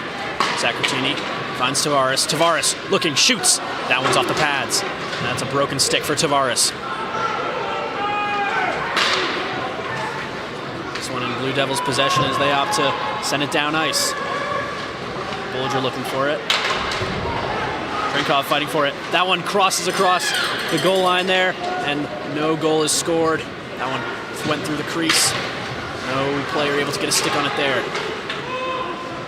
This one gloved down in Fredonia territory by Gagnon. Bounce off a defender. Excuse me, that bounced off of Robinson. Robinson looking for this one. Shinichnikov now across the blue line for Molinar. Molinar waiting, shot, and that's kicked away. Sacratini keeps this one in. Big hit there by Vlad. Molinar comes out on top with this one. Looking for an open man to pass to. And he's shoved off the puck as well by Ritchie. It is an absolute hit fest in Fredonia territory here. Robinson now. Robinson over for Gagnon. Gagnon being chased very quickly by Shinichnikov. Robinson with it. Molinar's stick now. Molinar attempts to get it back to Ward, but Donner comes out on top with it. This one being fought for on neutral ice. It's Katrin now. Katrin, one-on-one. Attempts to one-touch, but his puck is knocked off his stick there. This one back for Ward. Ward, cross ice for Belina. Belina wraps this one around. These skaters are getting tired. It's been a while since we've seen a line change here. Yeah, they're kind of slowing down. You can see, I think most of that is probably coming from the physicality we've seen on a lot of these plays here. Those hits will wear you out quick. This one now, Belina. Belina from the blue line. Shot. That one's wide. As tired as they are, though, Plattsburgh is just Callanan and Parenteau collide into each other. Sorry to cut you off there. No, you're good. They're taking a lot of crazy shots, though. A lot of great wristers, and even from the blue line too. As the whole game has gone from the blue line. Ward now finds Callanan in Cardinals territory. This one blocked by Arnold. Being fought for near side, neutralized by the penalty boxes. And Pitzman is able to send it into Cardinals territory. Lane wraps it around for Callanan. Cross with it now, trying to find Arnold. Arnold not able to get a stick on it. Belgrave now charging through, and he's knocked off the puck by Cross. Pitzman now with Fournier, 2-on-2, but that is going to be offsides. Wow, quite an exciting bit of play there. Only 4 minutes remaining in the second period here. Yeah, that was a while without a whistle there too, I believe. They were playing for a long time. You saw they got tired a little bit there in the offensive end, but still doing a great job applying a lot of pressure at Plattsburgh. Apologies for not keeping up with the timing on that one, folks, but we did have a very long period of play, and usually I tend to announce the time on the clock during stoppages. 4 minutes remaining here in this second period. Cardinals up 2-1 over the Fredonia Blue Devils. Butler. Coming up ice now. Backhands that one, and it's slapped down by Lambert. Shot there, that slides beneath the pads!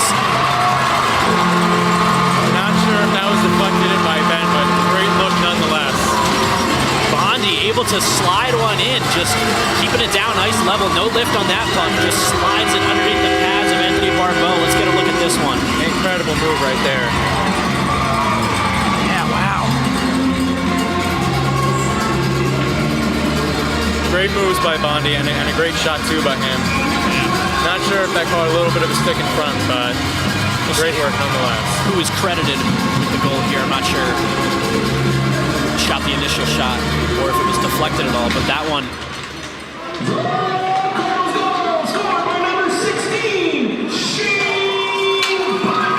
That was Shane Bondi on the goal.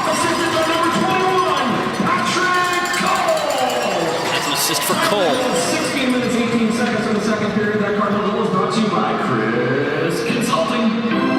Well, we've definitely seen the Cardinals take this game by the reins here and really be dominant, especially in the shots on goal category. You know, they were only up 1 coming into the second, but now they're up 2. Fredonia has not seen a lead this game so far, and this one is quickly getting out of reach. Gagnon able to find Cameron cross ice here, but he is broken up by the defensive play of Mike English. Cameron looking to keep it once again, slammed into the boards by Tavares. Brief scuffle here, and Saccartini takes it on the opposite side of the ice. Saccartini across the blue line, looking for a shot. Shot from the slot there, and that one is stopped and gloved by Anthony Barbeau. Close to going in there. It looked like Barbeau got his stick on it first and then tossed it up into his glove. Pretty interesting move there. And a really great work by Plattsburgh again. I keep saying it, but on these rushes, they're just doing a great job at finding each other and getting shots on net. Not even really from point blank, you know what I mean? They're taking shots from the center. Absolutely.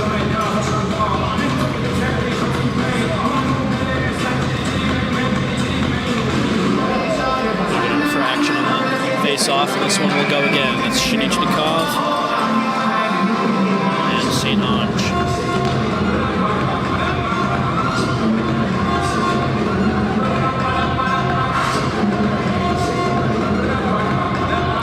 Not sure what the ref is doing here.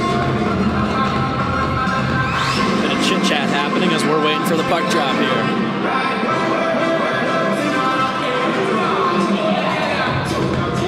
I don't really know what they're waiting for. I'm not sure for the specific reason of the stoppage, and we're back in it now. Maybe they like the song. Maybe. Not a bad guess, actually.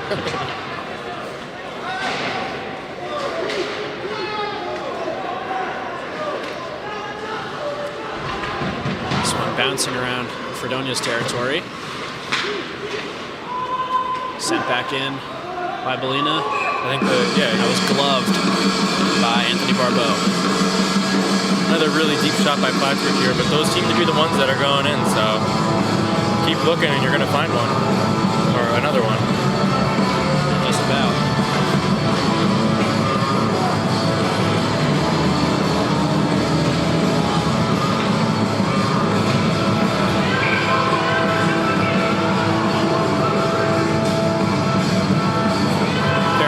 Cross now. Callanan able to slap that one in. Now it's in Fredonia's zone here. Lambert looking to get it out, and he does. Belgrave and Pitzman fighting for it at the Fredonia State half wall. And the puck finds Lazat after a brief stay in neutral ice. Buller attempts to go cross ice there for Callanan, but he's unable to keep his stick on it.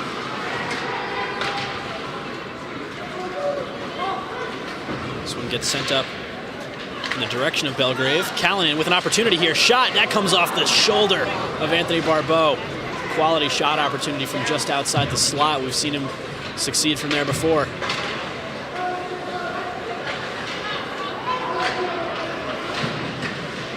Callanan and Thomas briefly brought down for a moment there. One is now on the stick of Pitzman. That gets sent in. Lazat's got it now. Lazat over for Butler.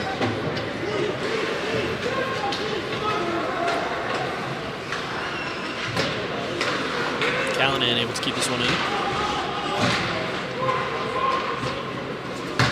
And Pitzman gets it out.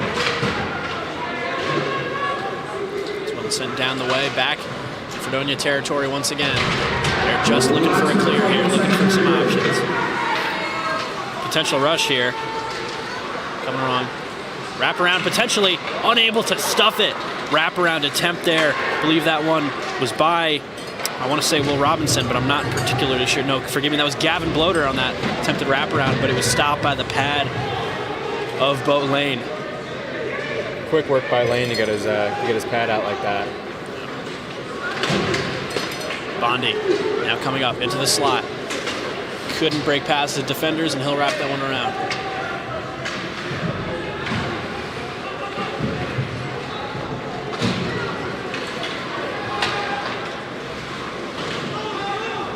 Sereno now. Shot there by Trinka, and that one is knocked away. There's a attempted one-timer there by Sam Trinka, sophomore out of the Czech Republic.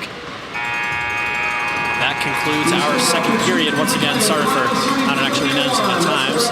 We had some very long periods of play there. Well, that concludes our second period. Current score, 3-1 in favor of the Cardinals. Current shots on goal, 34-14, also in favor of the Cardinals. What do you make of that period, Vinny? Again, a lot of great work by Plattsburgh here to stay on top of the puck, keep it out of Fredonia's possession a lot of times, and also a lot of great shots by a lot of these players, and those are the ones that are going in. Tavares had the second one, correct? I believe Tavares did have the second one, yes. It was Tavares and Shane Bondi who was marked as an extra skater here today, both with two remarkable shots. Did not even had to lift him on the second one. Yeah, no, definitely impressive shot selection there, and I believe we will get some replays during intermission following our sideline interview in just a few minutes. And definitely starting to get out of reach for Fredonia, I'd say. 3-1 is about being down 2 scores coming into the third is when this one is starting to, the dream's starting to fade a little bit. You know, they still had an opportunity. They did tie it up at one point, but that was very, very quickly sent back out of reach by the Cardinals. Yeah, Fredonia's going to have to do a lot of ice skating uphill here for this third period if they want a chance at getting these 2 points. Absolutely. And I believe we're going to get a replay here. Yes, let's see now. This was on the Tavares goal. Callanan's goal. Yes, beautiful shot. So it was Callanan on that one. Right. Beautiful top shelf shot there that sent Barbeau's water bottle flying, and that's always a fun visual. And incredible stick work to get it past all the defensemen like that, and this should be Bondi's. Yes, this is Bondi's here. Just a bit of a tip-in. It's a beautiful shot, honestly. You know, a lot of goals like that kind of fly under the radar for a lot of people, but it's just, you know, it's an impressive play to get your stick on the puck like that, especially when it's already moving in that territory, and it can be. A lot of it's quick decision, you know.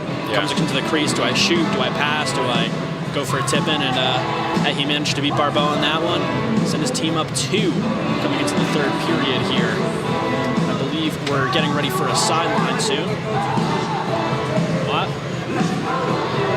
Okay. And forgive me, folks, it doesn't look like we're going to get a sideline interview. I do apologize for that. Bit of a miscommunication temporarily. But, definitely an impressive period of play and definitely an exciting game so far.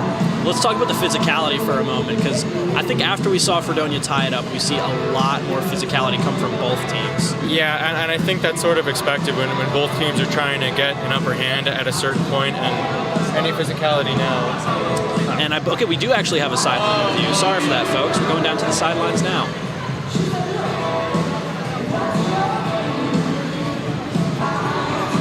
Who scored and got us out of that 1-1 tie. How are you feeling? That one felt great. We just got to finish it off here in the third, close it out, get the sweep for the weekend, and that's what we're focused on here. Nice. And I understand that you're in your senior year. You've had some experience with EHL in your past. How are you bringing your skills both before you came to SUNY Plattsburgh and as a freshman, now senior, your whole career with Plattsburgh? What are you instilling in your teammates? I'm just trying to bring good energy and positive mindset to the rink every day. You know, things get tough, but I'm just blessed to be playing in front of these crowd and just try to pass on to the younger guys how lucky we are to get these group of people to come out and watch us play every weekend. And yeah, that's pretty much it, just to win. Winning mentality, that's what I'm trying to pass on. Absolutely. And we saw that earlier with the determination factor as well. Good job out there. Thank you for meeting with us today. Absolutely. Of course. Thank you. Thank you. And now we're going to bring it right back to the booth. Thank you, Plattsburgh. Well, folks, we hope you enjoyed that sideline interview with Jake Callanan, the scorer of the third goal that period, or I believe the second goal. Sorry, the third one was from Shane Bondi. And thank you, Gabby, for that sideline interview. Well, we'll be back in just about 11 minutes, 30 seconds. We'll see you next period. It's set up to be an exciting one. Tune back in, folks. There's a lot that makes SUNY Plattsburgh special. I would say one of the first things is diversity. I've been able to immerse myself in so many different cultures. I have friends from like so many different countries, and it's been really cool to learn about them and their stories. I also just think what's so special is how motivated all the students are. I found that even though we're all so different, I feel like there's a very welcoming community here, and I feel like even though there's people of so many differences, I think that we can all connect on the same topics of the fact that we are together. I'm at the library a lot, so I love the Feinberg Library. It's a nice little zen place, but once I'm done with my work, I'll usually go up to where Tim Hortons is and go hang out. The Hub is a room in the Angel College Center, which is the student center for SUNY Plattsburgh, which stands for Honoring, Uniting, and Building. And it's a place where students of marginalized populations, minority groups, and anyone in general just can come in and enjoy, talk. There's a bunch of chairs and sometimes there's snacks.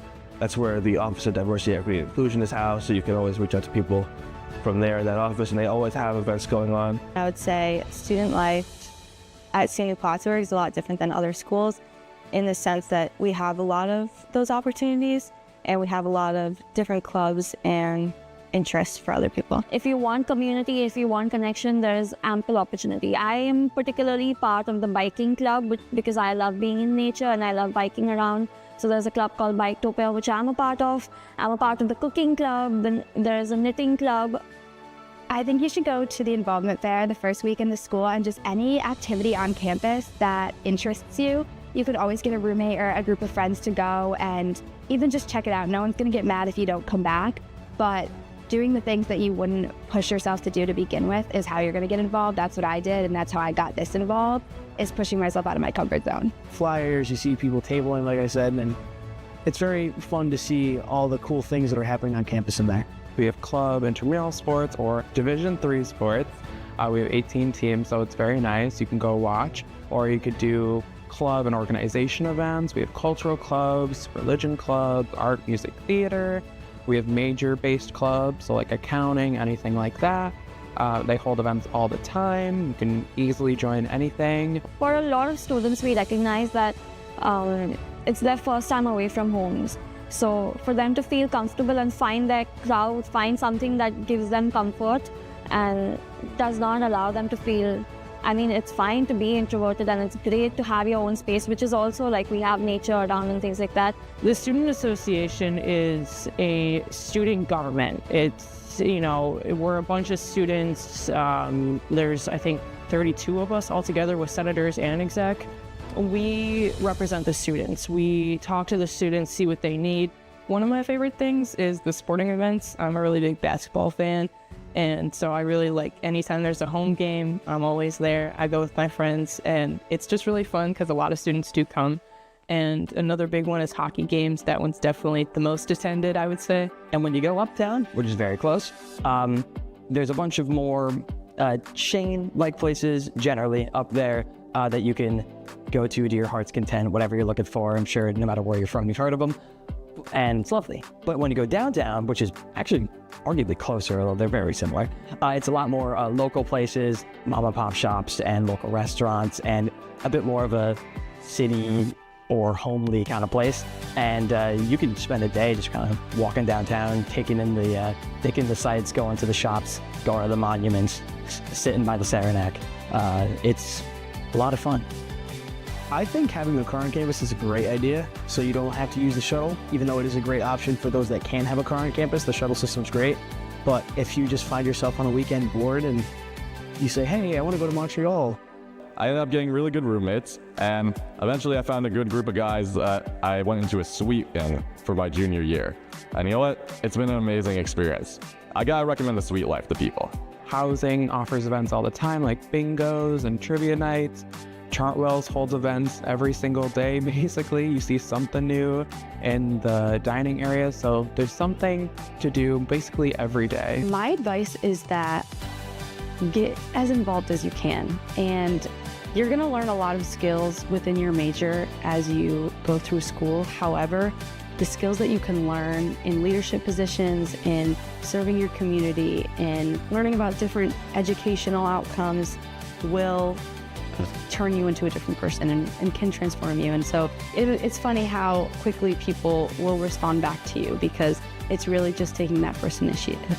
One piece of best advice I can give is definitely coming out and just coming out of your comfort zone, getting to know more people around here, attending campus events, and definitely building closer relationships with your professors, your advisors, and your peers around you, because that's going to lead you into some very successful pathways throughout your college experience.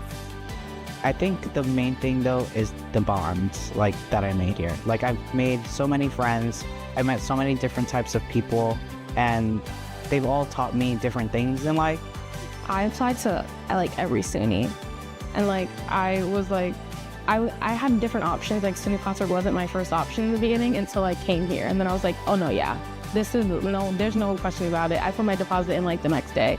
I was like, SUNY Plattsburgh is the one.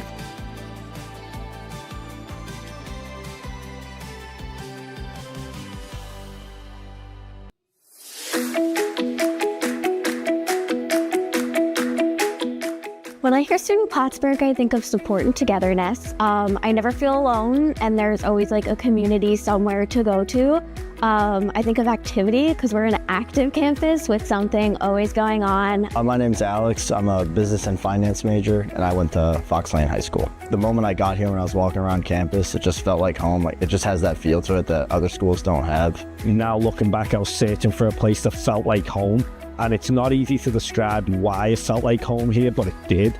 And I had this gut feeling that this just was the place for me, and I felt happy here. So many people were invested in my success, and I wasn't used to that in my life, and this felt really good, and I felt really supported. My name's Julia. I'm a business major, so business administration, global supply chain, management, and human resource. And I graduated from Saratoga Springs High School. I chose SUNY Plattsburgh because the School of Business was so versatile, and it allowed me to have multiple majors and multiple minors and still graduate early, if not on time with the rest of my class. My name is Matthew Wendler. I'm a junior public relations major, and I graduated as valedictorian at Morris Central School. I chose SUNY Plattsburgh because I wanted something far away. I wanted someplace different. And when I saw Plattsburgh, it was actually the only school I signed up for. I saw it was in the Adirondacks. It had that small town feel, something.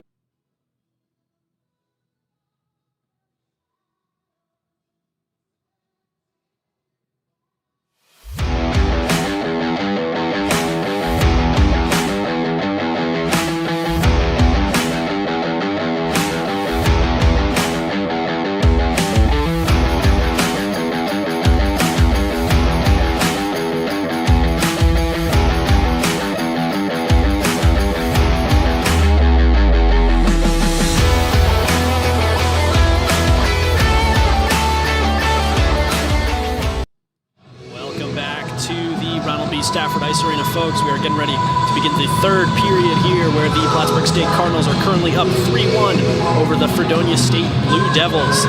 Definitely been an exciting game so far. We saw 2 goals in the last period, cutting down a tie game and potentially sending this one out of reach for the Blue Devils. Well, let's walk you through the goals scored in the second period here. We had one off the stick of, I believe, Jake Callanan, and that was a treat to watch. That was Colin Callanan, excuse me. Colin Callanan just outside the slot, went top shelf and set Barbeau's water bottle flying. That was a treat to watch. That was, yeah. Secondly, we had a shot that looked like a centering pass from Patrick Cole, but off of a deflection from Shane Bondi, that one went in. I believe this is a replay of the Callanan goal here. And how about that? A little tough to see from that angle, but he did hit the top shelf there, and that was a real treasure to watch. This is the third goal, I think. Here we go. So we get centering pass from Cole, and it's tipped in by Bondi right there. That sets the score to 3 after one was scored just 22 seconds into the first period. That one was set up by Quinn Tavares and driven home by it was Gabriel Filion. Well, that's about what has gone on up to this point. Definitely started to see a more physical style of play in this latter half of the game. Yeah, I would agree. I think for this third period, we really got to keep an eye out on the physicality. I'm seeing a lot of big hits coming in, and you know, hopefully not a lot of extra, what is it called, after the whistle? Oh, a little extracurriculars? Yes, that's the word. I hope we don't really see too much of that, but I think we might. Fredonia is probably going to be a little frustrated at the score, and if they're not frustrated by the score, definitely frustrated by the shots on goal and how big of a difference that is. Absolutely. I feel like the intensity definitely would heat up when they tied it up because, you know, it was very much a Plattsburgh-dominated game up to that point, and even arguably still during that point. But tying it up 1-1 could definitely go to show, hey, you know, we're still here to play. This is still a competition. But then, you know, Plattsburgh immediately coming in and bring the lead back up to 2-1, and then once again up to 3-1. Yeah, that could be extremely deflating for the team here. Regardless of how Fredonia decides to take it, if it's a wind out of the sails or just more fuel on the fire, I think we are in for an exciting period here. Current shots on goal, 35-14 in favor of the Cardinals as we get ready to begin this third period.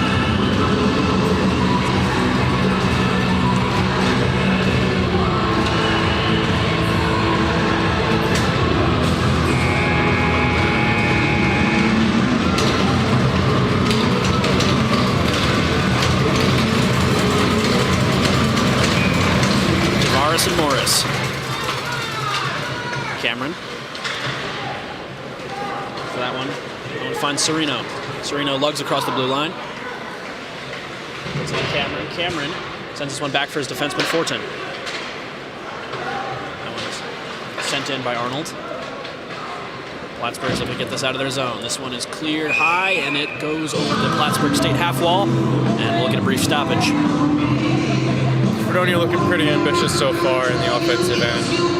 Plattsburgh just able to clear it out in the end there, but goes over towards, I think.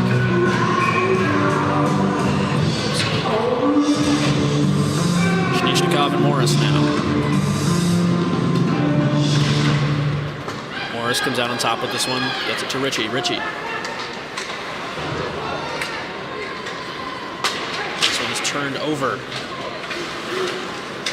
Turned over once again. Morris has it now into Plattsburgh State territory. In the slot, this one's bouncing around. Shot there by Cameron, and that's a goal. We have a goal. Referee is signaling for a goal, and that one is in off the stick of Luke Morris. We had a brief collision there between a couple players, and the net is off its moorings, but this one has crossed the goal line, and that will get Fredonia within one, just 45 seconds into this third period. How about that one, Vinny? Yeah, pretty good look for Fredonia there. Butler was almost just able to keep it out as it bounced on the goal line a little bit there. I think we might see it here a little bit. As it goes behind lane, bounces on the line, but I think eventually it just slides right past as the post is knocked out of its position. Yeah, that was Hudson Cameron on the initial shot, and the rebound tapped in by Luke Morris. Well, this one's within one for Fredonia now, so definitely seeming a bit more manageable, wouldn't you say? Yeah, for Fredonia, definitely. And I think one thing I really want to see out of Plattsburgh here in the rest of this third period is for them to win a lot more of those face-offs in their own end. It's kind of crucial, and you see it right there. That's the exact reason why. Absolutely. It's going to be those quick generated opportunities that are going to lead to scores in a game like this. Callanan's got it for Plattsburgh now, and he'll opt to send it down. Arnold retrieving it for the Blue Devils behind his own net. He's looking to get this one out. Hugs it across the blue line, sends a pass into the skates of Trinka. Bulger taking it around the Blue Devils goal. This one's sent away. We're going to get a bit of a 2-on-2 here. Samstrenka, shot, and that is gloved.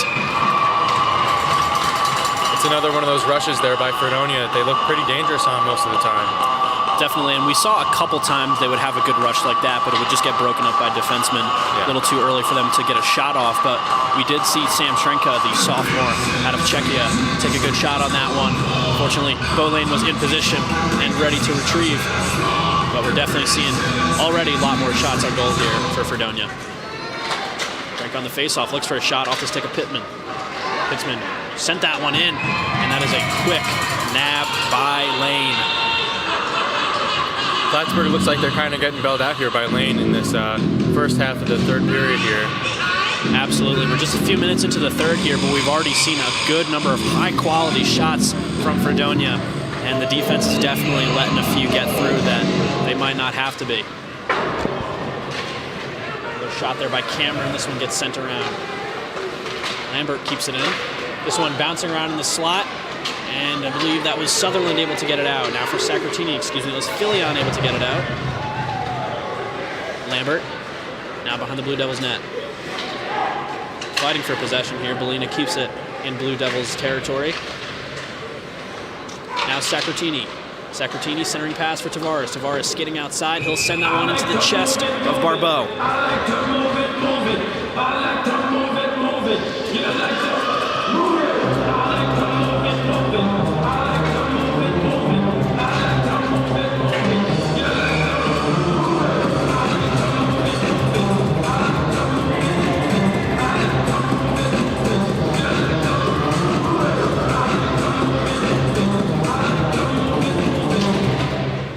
Wins that face-off, gets it out to Sacratini. Sacratini finds his defenseman Butler at the line. Butler, quick shot, and that is gloved by Barbeau.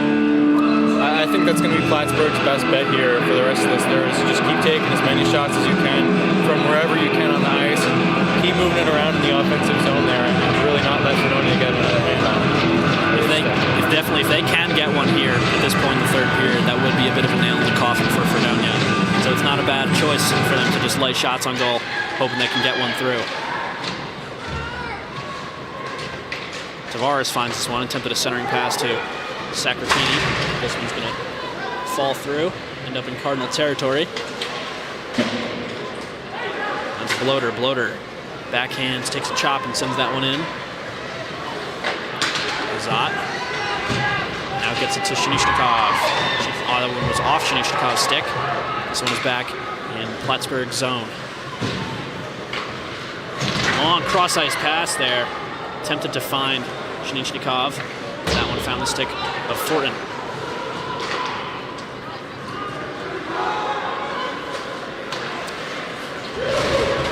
Cardinals possession now. That's Bolger taking it up by a shot there by Catron. Mike English will wrap this one around the boards. And Molinar's looking for it. This one back out for Bolger again. Bolger attempted to Catron looking for a tap in there after a shot from Bolger, but no dice as that one is sent high. Scrum here along the near side. Arnold, defenseman for Fredonia, comes out on top. One thing to take note of is that this Fredonia goalie here, Barbeau, is kind of letting up a few rebounds, and that might be, again, some of Plattsburgh's best chances is to just sling it on and hope for a rebound shot. Rebounds are a quality way to score. Lambert here at the point tries to send that one in, but it's off the skate of a defender. And now Parenteau's got it. It's had the makings of a 2-on-2, but they lose that one and opt for a line change. Callanan gets it to Belina. And that one is sent high and away and into the stands, narrowly missing a few spectators. But the good news is that someone gets a free souvenir. Yeah.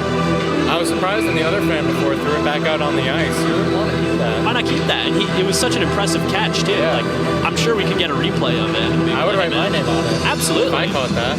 If that happened to me, I'd be showing everyone the video. Yeah, look at me catch this absolute missile. Callanan now outside the slot, attempted a centering pass to Belgrave, not able to get his stick on it.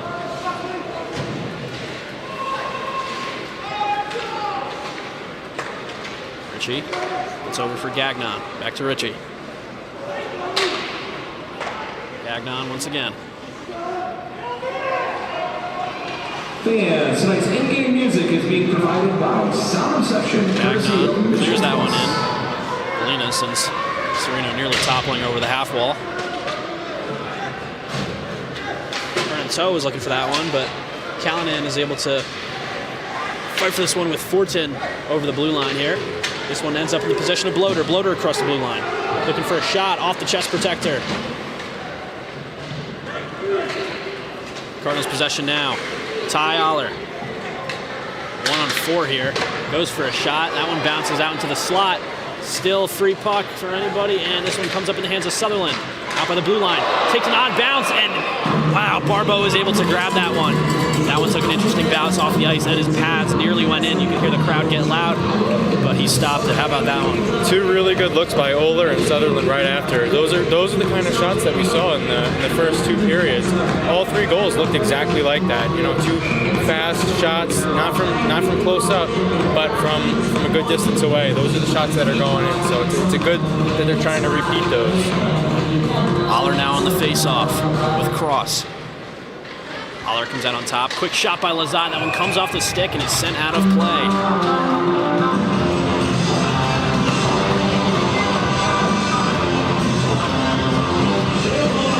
Good important face-off win there for the Cardinals. Hope they can get another one here.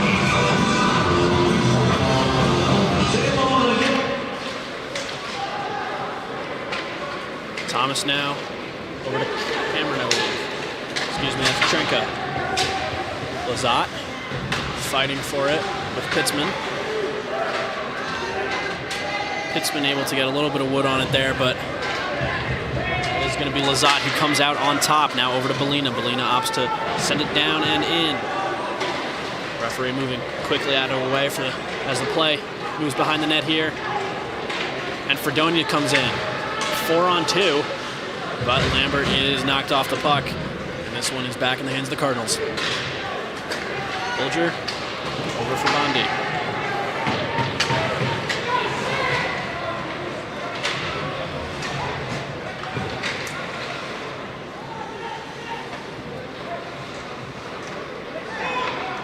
Puck wafting around behind the Fredonia net, and it is sent down to the Cardinals' end. And icing is the call. A longer bit of play there. We have just 13:28 remaining here in the third period. Shots on goal. We have 41 for the Cardinals and 18 for Fredonia. It is quite surprising that the score is as close as it is, but hey man, how about Barbeau? 41 shots, only let in 2 of them so far. Yeah, he's definitely the backbone of this Fredonia team here, not letting many up. And given, excuse me, he let in 3. I forgot, I misspoke there. Still though, 41 shots, let in 3. Definitely still a impressive statistic. Yeah, helping his team out a lot. Giving Plattsburgh a bit of a struggle here. Ritchie centering pass, that one's knocked away. Now Cameron weighing his options, sends that one behind the net. Morris able to retrieve. Cameron's got a look on this one. Foot race with English. Send it to the boards. Sacratini off his skate. And Sacratini's got a hold of it now. Sacratini passes for Tavares. Tavares opts to send this one around and is able to be kept in there by Molinar. Impressive quick skating on that one. Molinar weighing his options, making room. Backhander lofted from deep. Attempted stuff in here by Tavares. This one bounces out and Cross takes a hold of it for the Blue Devils.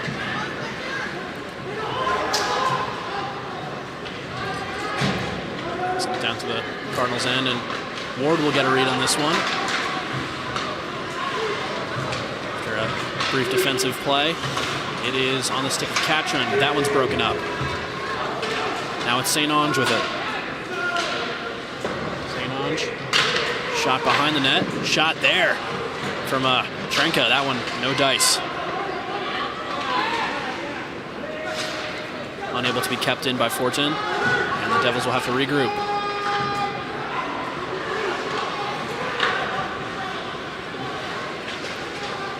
Trenka behind the net here. Passes out for his defenseman Arnold. Arnold opts to wrap this one around. Fortin looking to retrieve. This one's still hanging around behind the net. And the Cardinals managed to send this one down nice, killing what was a pretty decent forecheck there for Fredonia. They'll see if they can get generating again. Trenka, back pass. Able to find Thornton on that one. Just barely, and that one's overturned. Callinan's got a look, and a shot, that's wide. Butler and Lizotte trying to make room here. Callinan's got it now. Up ice, but he's knocked off the puck.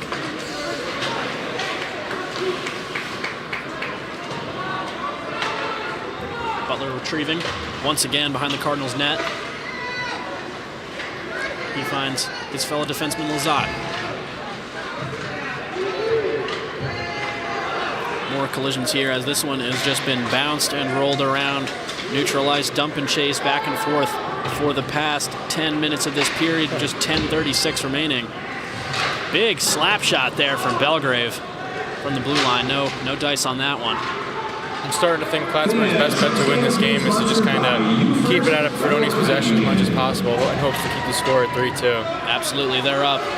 Any time they can waste is in their favor. Yeah. Callinan, shot, and that is gloved by Barbeau. Both teams having a bit of a hard time converting anything here. I mean, I think it's just defense and the goalies on both ends are doing a great job at making sure nothing really gets through. I would agree. We're seeing very defensive play from both teams. A lot of dump and chase, not a lot of action on that end, and that might be that. Like I said, that is any time the Cardinals can burn here is in their favor as they are up one. But I'd say whichever defense slips up first will be the deciding factor in whether or not the Blue Devils can tie this one up, maybe send it to overtime, or if they're going to come off with a regulation loss here. I hope they don't tie it. Shot there, ripping slap shot from Shane Bondy. That was just outside the slot. rocket. That one had some heat coming off of it. Now it's Trenka, cross-ice pass there, looking for a shot was Pitzman, but Pitzman knocked off the puck. Another great work by the Plattsburgh defense right there. Cole takes this one across, takes the shot himself, and that one's caught in the chest protector. Yeah, like you said, a lot of this play here for the last 10 minutes has just been back and forth between the two teams. Not much offensive work on either end, but yeah, I really think that's Plattsburgh's best option here to take is to just really not try to do anything too pretty with the puck and just focus on making great defensive plays like they did just then. Absolutely, and they're going to want that regulation win here. Like I said, Fredonia currently 3-9-1 in the SUNYAC, while Cardinals are 7-7, currently boasting a .500. So these are the games you want to win, especially against a team like Fredonia. This would be a good one to put them over. Yeah.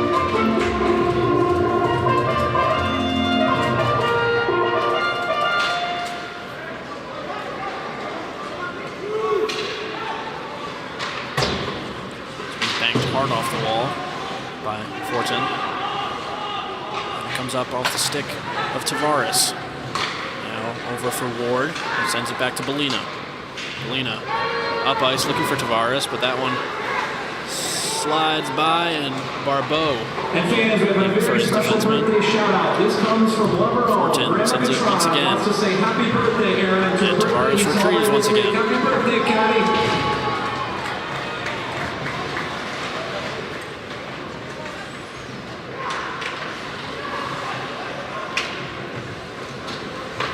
Fournier up to Cross.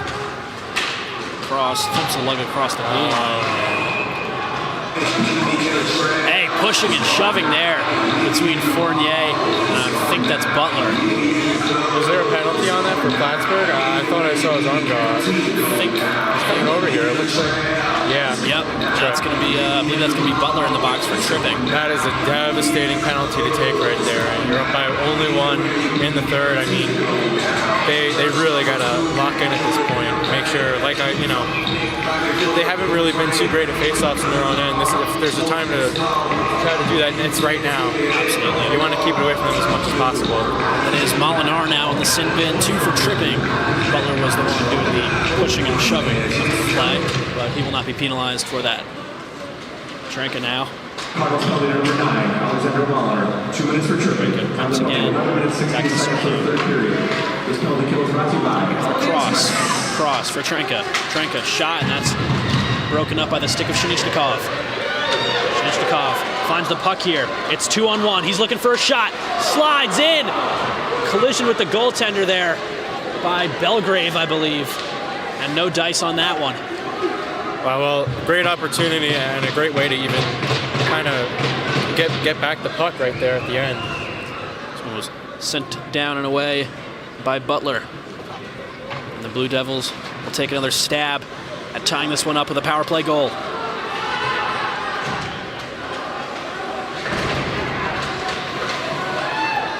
Fredonia fighting to keep this one in. Morris now. St. Ange unmarked.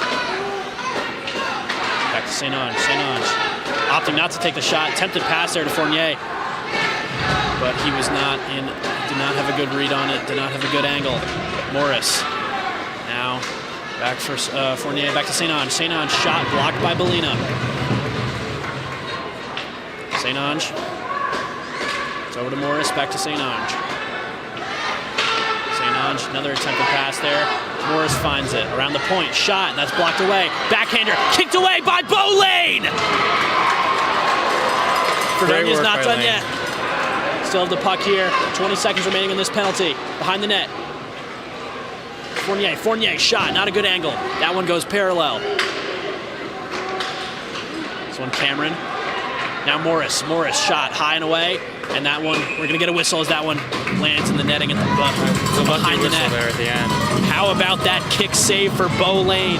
Two incredible saves by Lane right there, and a lot of great work too by this penalty kill. They're doing a good job blocking all the lanes for Fredonia to pass to. They got a little sloppy there towards the end, but they got a lucky whistle because the puck went on the net. I think we're gonna get a replay here of these two incredible saves. Well, we had a replay there, but we lost it, I believe. Either way, we'll likely get one at the end of this game. Yeah. That concludes this Fredonia power play, and we're back to even strength here. And we're not able to capitalize and are still down one now, just 6 minutes, 30 seconds remaining here in the third. Great work by everyone on the penalty kill there. Yeah. This one sent around. Lane stops it. He'll shoot this one around the boards. Comes back up for Ronald. Be sure to stay with us at the conclusion. Fillion's there to keep it in. The 3 stars of the game, sponsored by Hampton Inn Suites. Molinar unable to stop Arnold. Arnold now skating through. Looking for a touch there with St. Ange. Not able to get anything moving with that one. Now it's Ward. Ward sends it up. Molinar chasing after it. Great speed by Molinar. Belina now over for Tavares. Back over for Ward. Ward shot, and that's off the stick of a defenseman, flying high and away and out of play.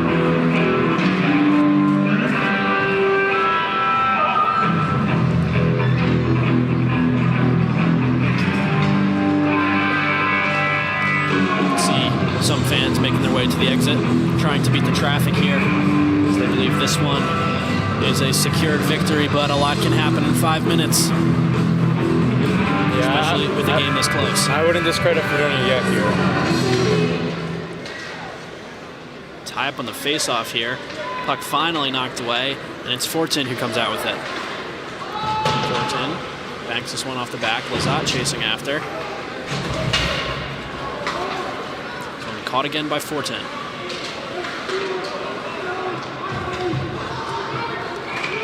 Foot race for the puck, but it is not in time, and we will get icing as this one is dragged back down to the Cardinals' end of the ice. Not too many bad looks for Plattsburgh's offense here so far in the second half of this third period here. Hoping maybe they can give themselves a little bigger of a lead. Yeah, if they can net a second one, that will most definitely seal this game. Shnichnikov and Cross. Comes out in Cardinals' direction. Butler's looking for options here. This puck gets bounced around. Cross and Fournier chasing after it. Kept in just narrowly by, I believe that was Gagnon.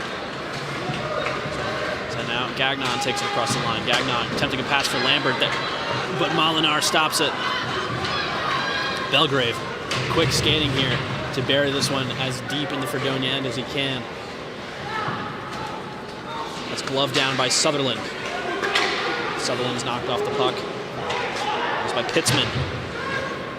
Bulger sends this one up, and Lambert takes it. Looks like the Cardinals are trying to burn this clock as much as possible by just dumping the puck down whenever they get it. Case in point as Belgrave sends it across.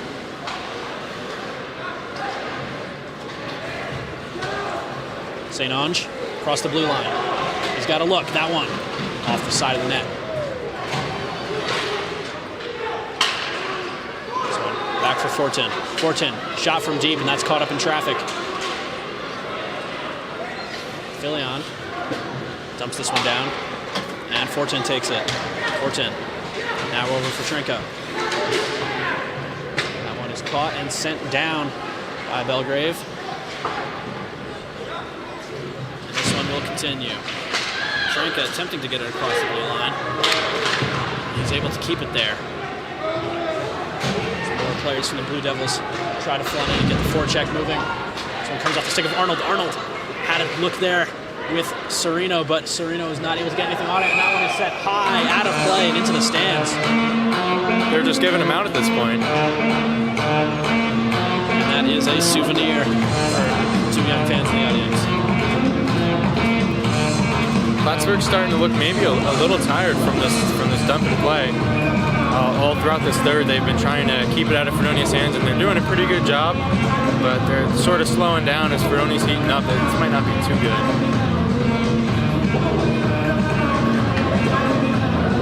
Hoping for a chance for Plattsburgh here. It's a win for the Cardinals on the face-off as Callanan takes it.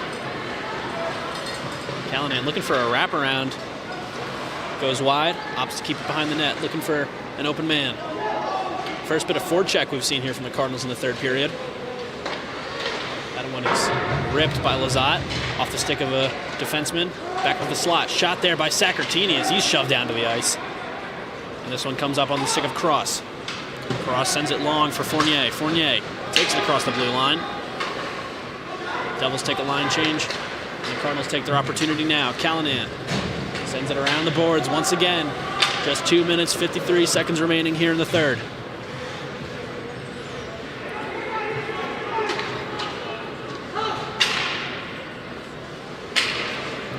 Cardinals nearly reached the half-century mark for shots on goal, currently sitting at 47. Fredonia currently has 25. Unable to glove that one down effectively, and the Cardinals send it back to the Blue Devil zone. Another scrum behind the net. That was Belgrave looking to stuff it in. No dice as Pitzman takes it up. Pitzman sends it across the blue line. Trinka and St. Ange both after it. And finds Lazat. Lazat looking to clear. Glove down by Belgrave. Belgrave attempt to send it in. Caught up on the skates of Lambert. Now it's over to Trinka. All right, Morris crossed the line. He's got an opportunity. No shot off there as he's knocked down on the play, and his stick is broken up by the defensive play of Bulger. Slapped down by Cameron. Cameron's shot off the shin pads of Shishnikov.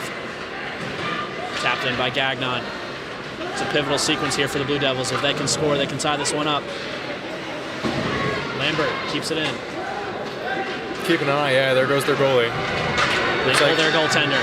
Fredonia's going to get the extra player here. Extra player now on.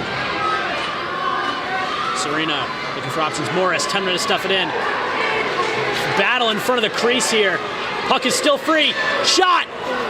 No dice, that one wide and off the side. Cardinals opportunity here. Bulger opts to clear. Lambert taking this one around. Just 1 minute remaining with an empty net for Fredonia. Definitely gotten a little intense here. Quick skating, Trinka sends it up ice. That one is set hard out into the stands by goaltender Bo Lane. Everyone appears to be okay. That one is just another souvenir, but that one, boy, that one had some smoke coming off of it. A little friendly conversation between a couple players. I'm really hoping Plattsburgh can keep up what they've been doing here for the most part, which is just dumping it out at any chance they get. I think that's what Lane was going for there, but just a little over the boards. Fredonia's going to call a timeout here on this play. Using the only one with, oh, never mind. I don't know how much time is left in the game. I thought it was a minute, but that's just how long it is a minute. That's just how that's only a timeout goes for. Okay. So 50 seconds remaining in this timeout. Can't say I'm too surprised that they're taking it now. And I still say their odds aren't bad. They have their sixth skater out. They have face-off in the Cardinal zone. Their chances are not entirely dead here. We've seen crazier things happen. See head coach Steve Moffitt talking with the Cardinals now. Yeah, Plattsburgh's really got it. This is a very important face-off here for them. If they give Fredonia the opportunity, it might not go so well for them. I'm really hoping again. I hope they can just get possession off the face-off and dump it down. It doesn't even matter if it goes in at this point. They just need to clear it as many times as they can. Hopefully, maybe even just play with Fredonia a little bit. Keep it off their sticks. Don't give them the opportunity. Don't even give them a chance to get it in. Yep. Lane takes his leave, returns to his crease. As this timeout concludes, officials take the ice, and the coaches have their final words with their players.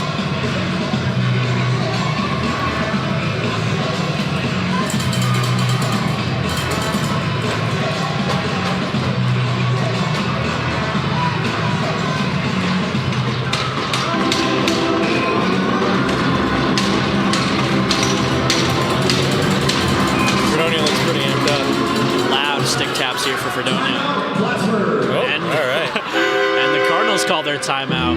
Maybe attempting to get in the heads of the Blue Devils, throw off their timing a little bit. But yeah, maybe, just to kind of maybe even also give their players a little bit more time to recharge and really kind of focus on this shift here. Again, this is a really important one for them. They don't want to give Fredonia any chances at all. And it looks like he's kind of probably going over a few ways to kill any chances here for Fredonia.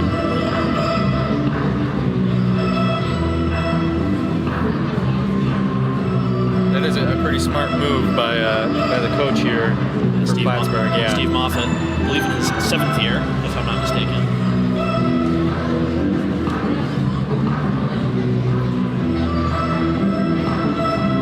Yeah, I believe it is a 7th.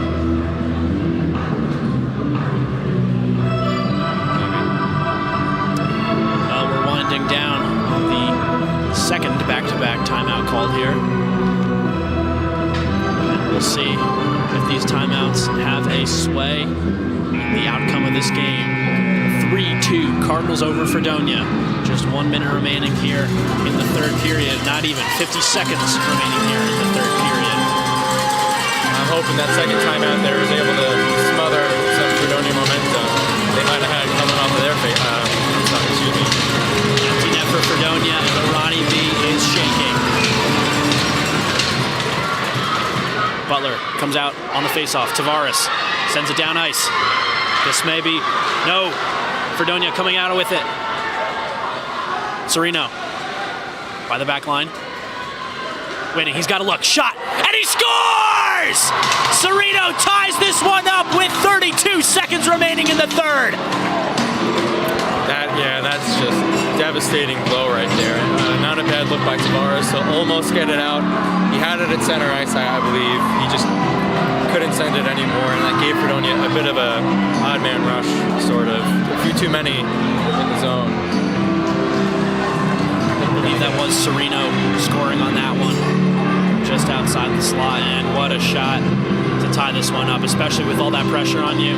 Definitely an impressive shot, to say the least. And you got to imagine what's going through the heads of the fans who left early. They might miss some overtime hockey here, barring any scores in these final 32 seconds. Well, Barbeau is back in his crease. This one is sent back down again.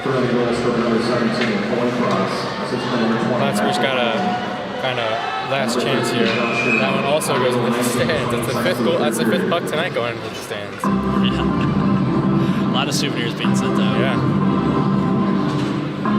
I'm kind of jealous. I'm hoping one gets sent up here at some point. Maybe. They'd have to, I'm not even sure how that would happen, but maybe at some point, yeah.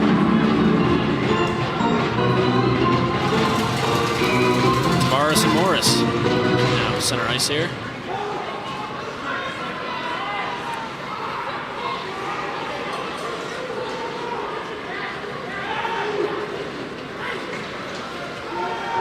Fredonia sends that one high and nearly out of play, but it's off the top of the glass. As time winds down in the third. Well, looks like we're in for some overtime hockey, Vinny. Yeah, well, I certainly wasn't expecting it going into this third period here. With Plattsburgh up 3-1 and even the shots on goal as high as they are, with as great of a difference that there is between the two. Overtime isn't really something you're really thinking about, I'm sure, if you're Plattsburgh, but it just so happens Fredonia was able to come back here and even the score. I'm hoping that Plattsburgh is going to have an overtime that resembles the rest of their game here today. How they've been ahead of the game offensively, getting a stick ahead, even defensively, doing great work to keep it out of Fredonia's hands. I'm just hoping they can kind of keep that up into overtime and that they're not really losing any energy here, giving up as big of a lead as they have. Absolutely. Wow. Definitely a real barn burner here. Yeah. I bet not many people were expecting a game this exciting from these two teams here. But we are in for quite an entertaining one. That's true. I think also there might be some physicality here. Just like we saw earlier when these two teams were even, it might be the same sort of thing. And the stakes are even higher, so who knows? That might add some more salt. Absolutely. Get a replay of Sereno's goal here. Yeah, that one found its way through. May have been tapped in by Cross. I'm not entirely sure on that one. Not sure. I don't know. It looked maybe like it went bar down. I'm not really entirely sure, but still, just you hate giving it up, especially with where you're at the whole game for Plattsburgh. And we got to give the due diligence here. I mean, they were definitely getting pushed around by the Cardinals for the majority of this game, but they buckled down when it counted, and they got one with just 50 seconds left. So yeah, they earned their share of overtime hockey. And speaking of overtime hockey, officials and players are ready to take the ice here. I see we have Belina, Tavares, and Sacratini, the three on the ice for the Cardinals, and that is Fortin, Morris, and I believe Bloater. Well, folks,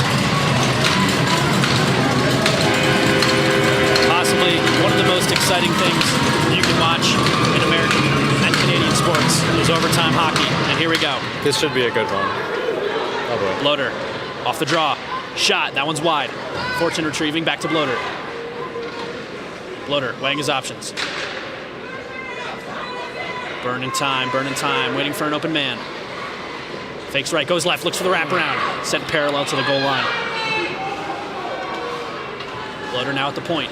Shot from the point, punched away. That was punched away by Bolane, but definitely a dangerous rebound. Now it's Belina. Belina waiting up. Wraps this one around. Tavares now behind the net. Tavares finds Belina. Belina now over for Sacratini. Sacratini waiting. Skating around, making room, finding open ice. Now he draws in, looks for the wraparound. Loses it off his stick, unable to get the backhand off. Still in his possession. Quick change here as Bulger comes in for Belina. And Filion comes in for Tavares. Sacratini still out, passes back to Bulger. Bulger now for Sacratini at the point. Now for Filion, along the near side, shot. Looking for a tip in there was Bulger. No luck. Comes around the right side, Sacratini at the point. Back for Filion. Filion. Sacratini comes off. Belgrave comes on. Belgrave got a look. No shot there. Obfuscated around. Back for Filion again. Filion now at the slot. Shot, and that's blocked by Trenka. Bulger. Now along the left side. Pass into the slot. No man there to retrieve. Belgrave fighting for it now with Morris. Fredonia's mad. They think there was a bit of a missed call there, maybe a high stick on Belgrave, but potentially, but it's Fortin's puck now. He comes off ice, taking it slow, letting a line change happen here. Just 3 minutes remaining in overtime. Fortin, Cameron, and Fournier now. Fournier taking it back across the blue line, lets his team regroup.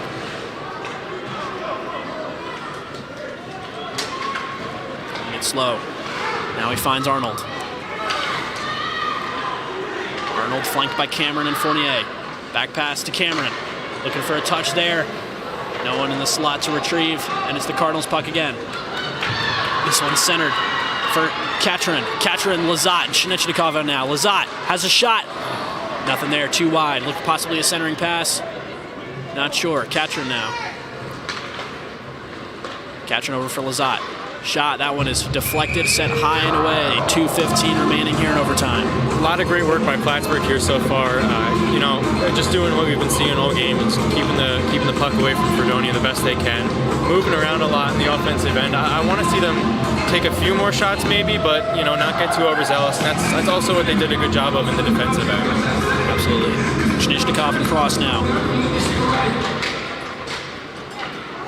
This one comes up in the hands of the Blue Devils.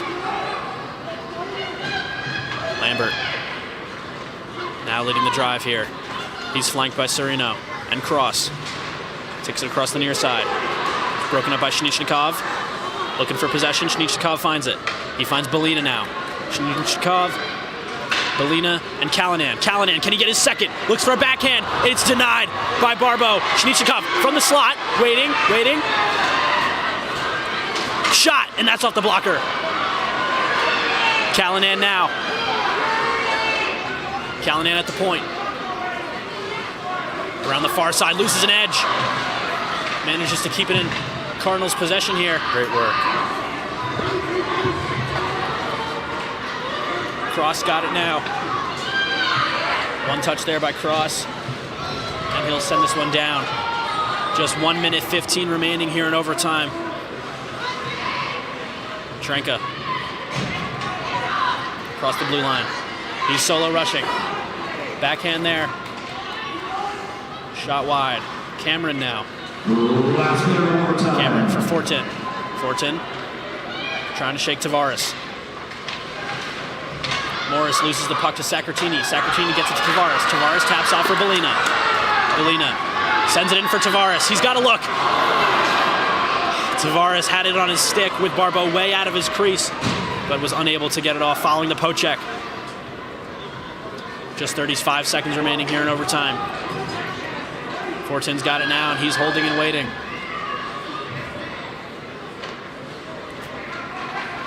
Fournier rushing up ice, just 23 seconds remaining here in overtime.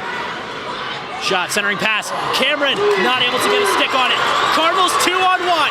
Tavares, Saccartini. Shot off the blocker. Rebound. Saccartini. Backhand. Tavares scores! Overtime winner for Tavares as the bench is clear for the Cardinals. Outstanding work by Tavares there to not lose sight of the puck and was able to tuck it in on a backhand. Here's the replay. Sends it in as best he can. Gets it off the boards and on a beautiful backhand. Goalie got a little bit, but not enough. Tavares was able to put that in. And it's an overtime winner for number 19, Quinn Tavares out of Mississauga, Ontario. Absolutely fantastic look and a fantastic wraparound to boot. And he sends the Cardinals on a win here. And he sends Fredonia home with an overtime loss. A lot of really, really great chances there by Plattsburgh, and you know, thank goodness they were able to capitalize. If they weren't, that would have been really crushing for them. But good thing Tavares was able to not lose sight of the puck there and able to put it in.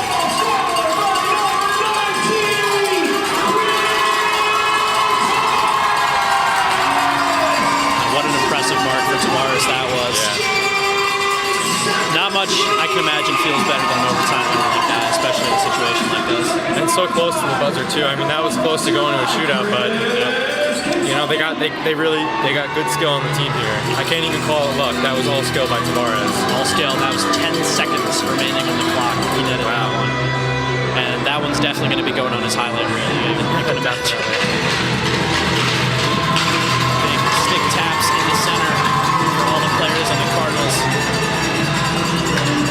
Saccartini and Molinar both taking a little celebratory skate around. You got to imagine energy is pretty high after a win like that. Yeah. Now, as for stars of the game, We know who star number 1 is going to be. Yeah, definitely. But who do you imagine number 2 and 3 will be? I'm going to have to go with Fillion and probably Bondi, the other 2 people with goals tonight. And, you know, not even just like 2 goals. Was it Bondi with the 3rd goal? It was Bondi. It was right? a tip-in off of a shot from Patrick Cole. Yeah, they were just 2 beautiful looks by those 2 players. And Tavares also at the end there. I mean, you imagine he's going to be the first star. I think we're going to hear it now. Yeah.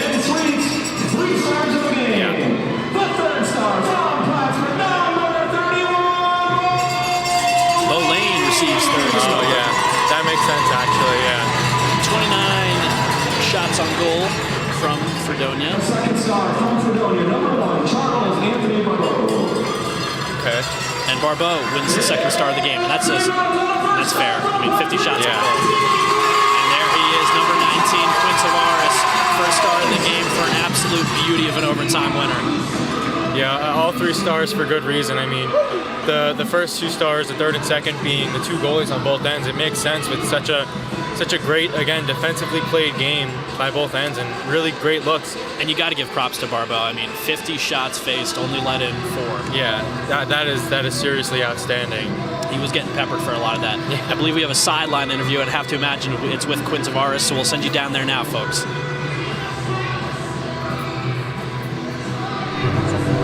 Hi, I'm Gabrielle Risley, and I'm here with our overtime score winner, Quinn Tavares. Now, you are a sophomore, business administration. I'll tell you what, you are dealing some serious business out there in the overtime season. We were a little nervous here in the Cardinal area, but I want to ask you a question. What is your tactic for not, getting tunnel vision when you're in overtime? It's honestly just putting trust in your teammates. Every single guy deserves to be out there. They're my brothers. I trust them with my life, and there's no one else I'd rather be here with, so that's all I got for that. Awesome. And last question before you head out and enjoy that victory on a Saturday, night before the big Super Bowl. Yeah. All right, so your other teammates mentioned determination, diligence, and connectiveness, and what do you got to contribute for, some tactics that the Cardinals bring out there? Yeah, we honestly in the room speak a lot. But, at the beginning of the year, it didn't go our way, so we were talking about effort for 60 minutes. And I think the last 2 games here, we really shown that with effort in 60 minutes of the game, we could play with anyone in the SUNYAC. And I think if we keep going this way, I like our chances. And I like your chances, too. You beat the night before with Bengals. You did a good job. You did a good job here. And you're really working your way up that SUNYAC championship. So enjoy yourself. Thank you. I appreciate it. Of course. All right. Of course. Well, that is our overtime winner, Quinn Tavares, and I'm Gabrielle Risley here giving you the latest on the sideline news. And that's it for tonight, but we're going to bring it back to the booth for a quick wrap-up. And thank you, Gabby, for that sideline interview with the game winner, Quinn Tavares. Got to imagine he's fun to talk to, especially after a win like that. Yeah, definitely probably hyped up and happy. Well, folks, final score, 4-3 here at the Ronald B. Stafford Ice Arena. Cardinals overtime winner scored by Quinn Tavares against the Fredonia State Blue Devils.